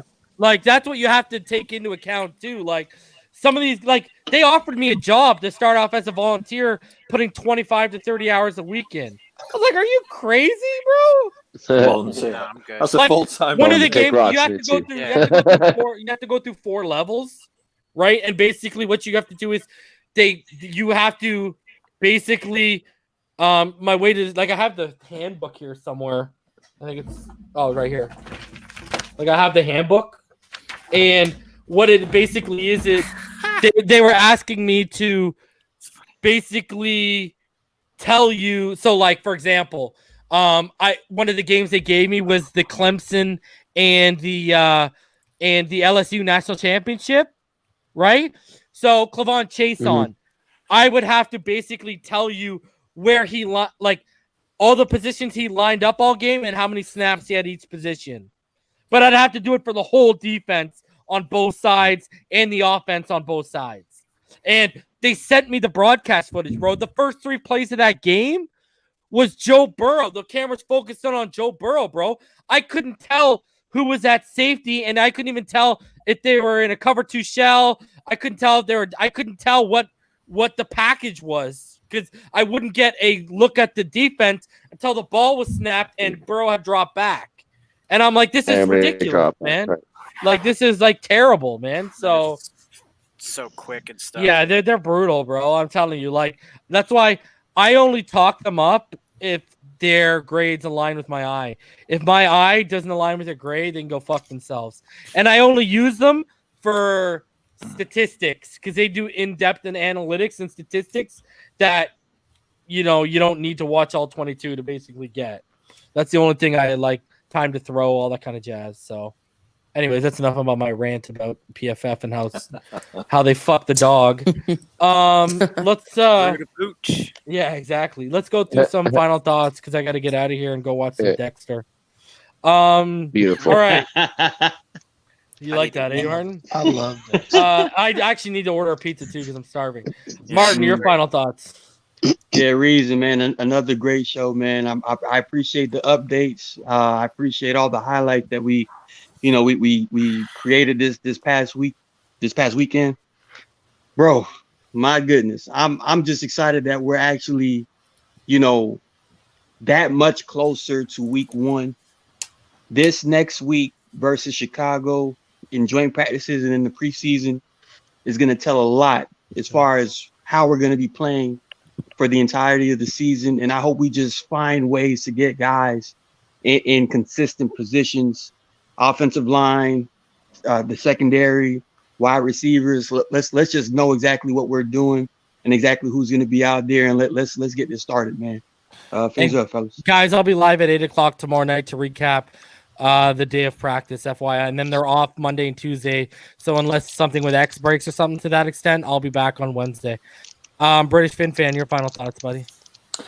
Yeah, just looking at camp, some guys have had up days, some guys have had down days. But one guy that seems to have remained consistent through camp is Tua, and that's a massive plus for us fans of the Dolphins. And we're just hoping that he can keep elevating his game, and hopefully we get the right blend on the offensive line, whether it, who's going to fit where along that line, whether, we know Hunt's going to be inside, get the left tackle, Austin Jackson, or, just get the right blend on the offensive line. Gaskin's balling as well. I think he's going to shock a lot of people this season, and just keep rocking and rolling, and let's hit Chicago with all we've got. Red Comet, your final thoughts? I think Tua's been doing really great, and I want to see X out there, see what he can do against X, and see if our wide receivers can burn him too. Is that it? I know. Yes. What's your latest Giants update? He leaves it so open-ended, right? Like it sounds like he's gonna. I know. That's why I don't know. Like that's why I legitimately asked. I haven't heard anything. There you go. Dylan, your final thoughts? Jesus Christ! Put a tone on it like you're done, man. Right. At least say period, bro. Yeah, or something. All right. So classic. So. My final thoughts. Yeah, look, I mean that X thing has been one of the biggest keys and one of the biggest things worrying me throughout this. Because on my top 3, the secondary without X is my third on that list. So, man, I will have such a relief if they can just get that done, because I will feel so much better with him. Aside from that, though, man, next week is a big puzzle piece to this whole equation. I'm excited for it. And, yeah, man, Tua's balling out. Hopefully that O-line comes together, and let's get to this season, man. Fins up. Beetlejuice. Sorry, Florida-born, Kentucky grown. I love the way you opened the show, man. You had me hype in here. My wife opened the door and was like, "What is going on?" So I was in here screaming, going nuts. But I'm ready to see this joint practices so we can gauge this team. And I'm ready for King Tua to put the league on notice. Fins up.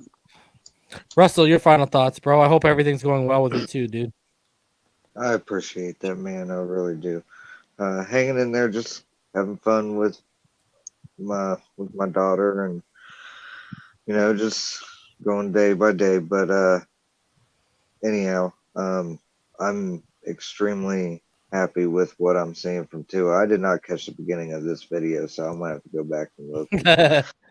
I mean, that one clip of him running had me hyped, so I could only imagine what the beginning of the video was. But yeah, I'm just gonna kind of piggyback off what some of the other guys said. The O-line's key.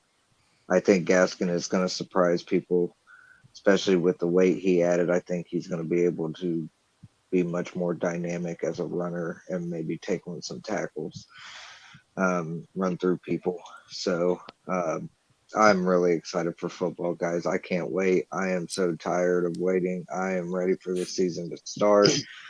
It's just jitterbugs so bad. I'm just ready to see this team out on the field, kicking ass, taking names, and doing what they got to do to get where they need to be.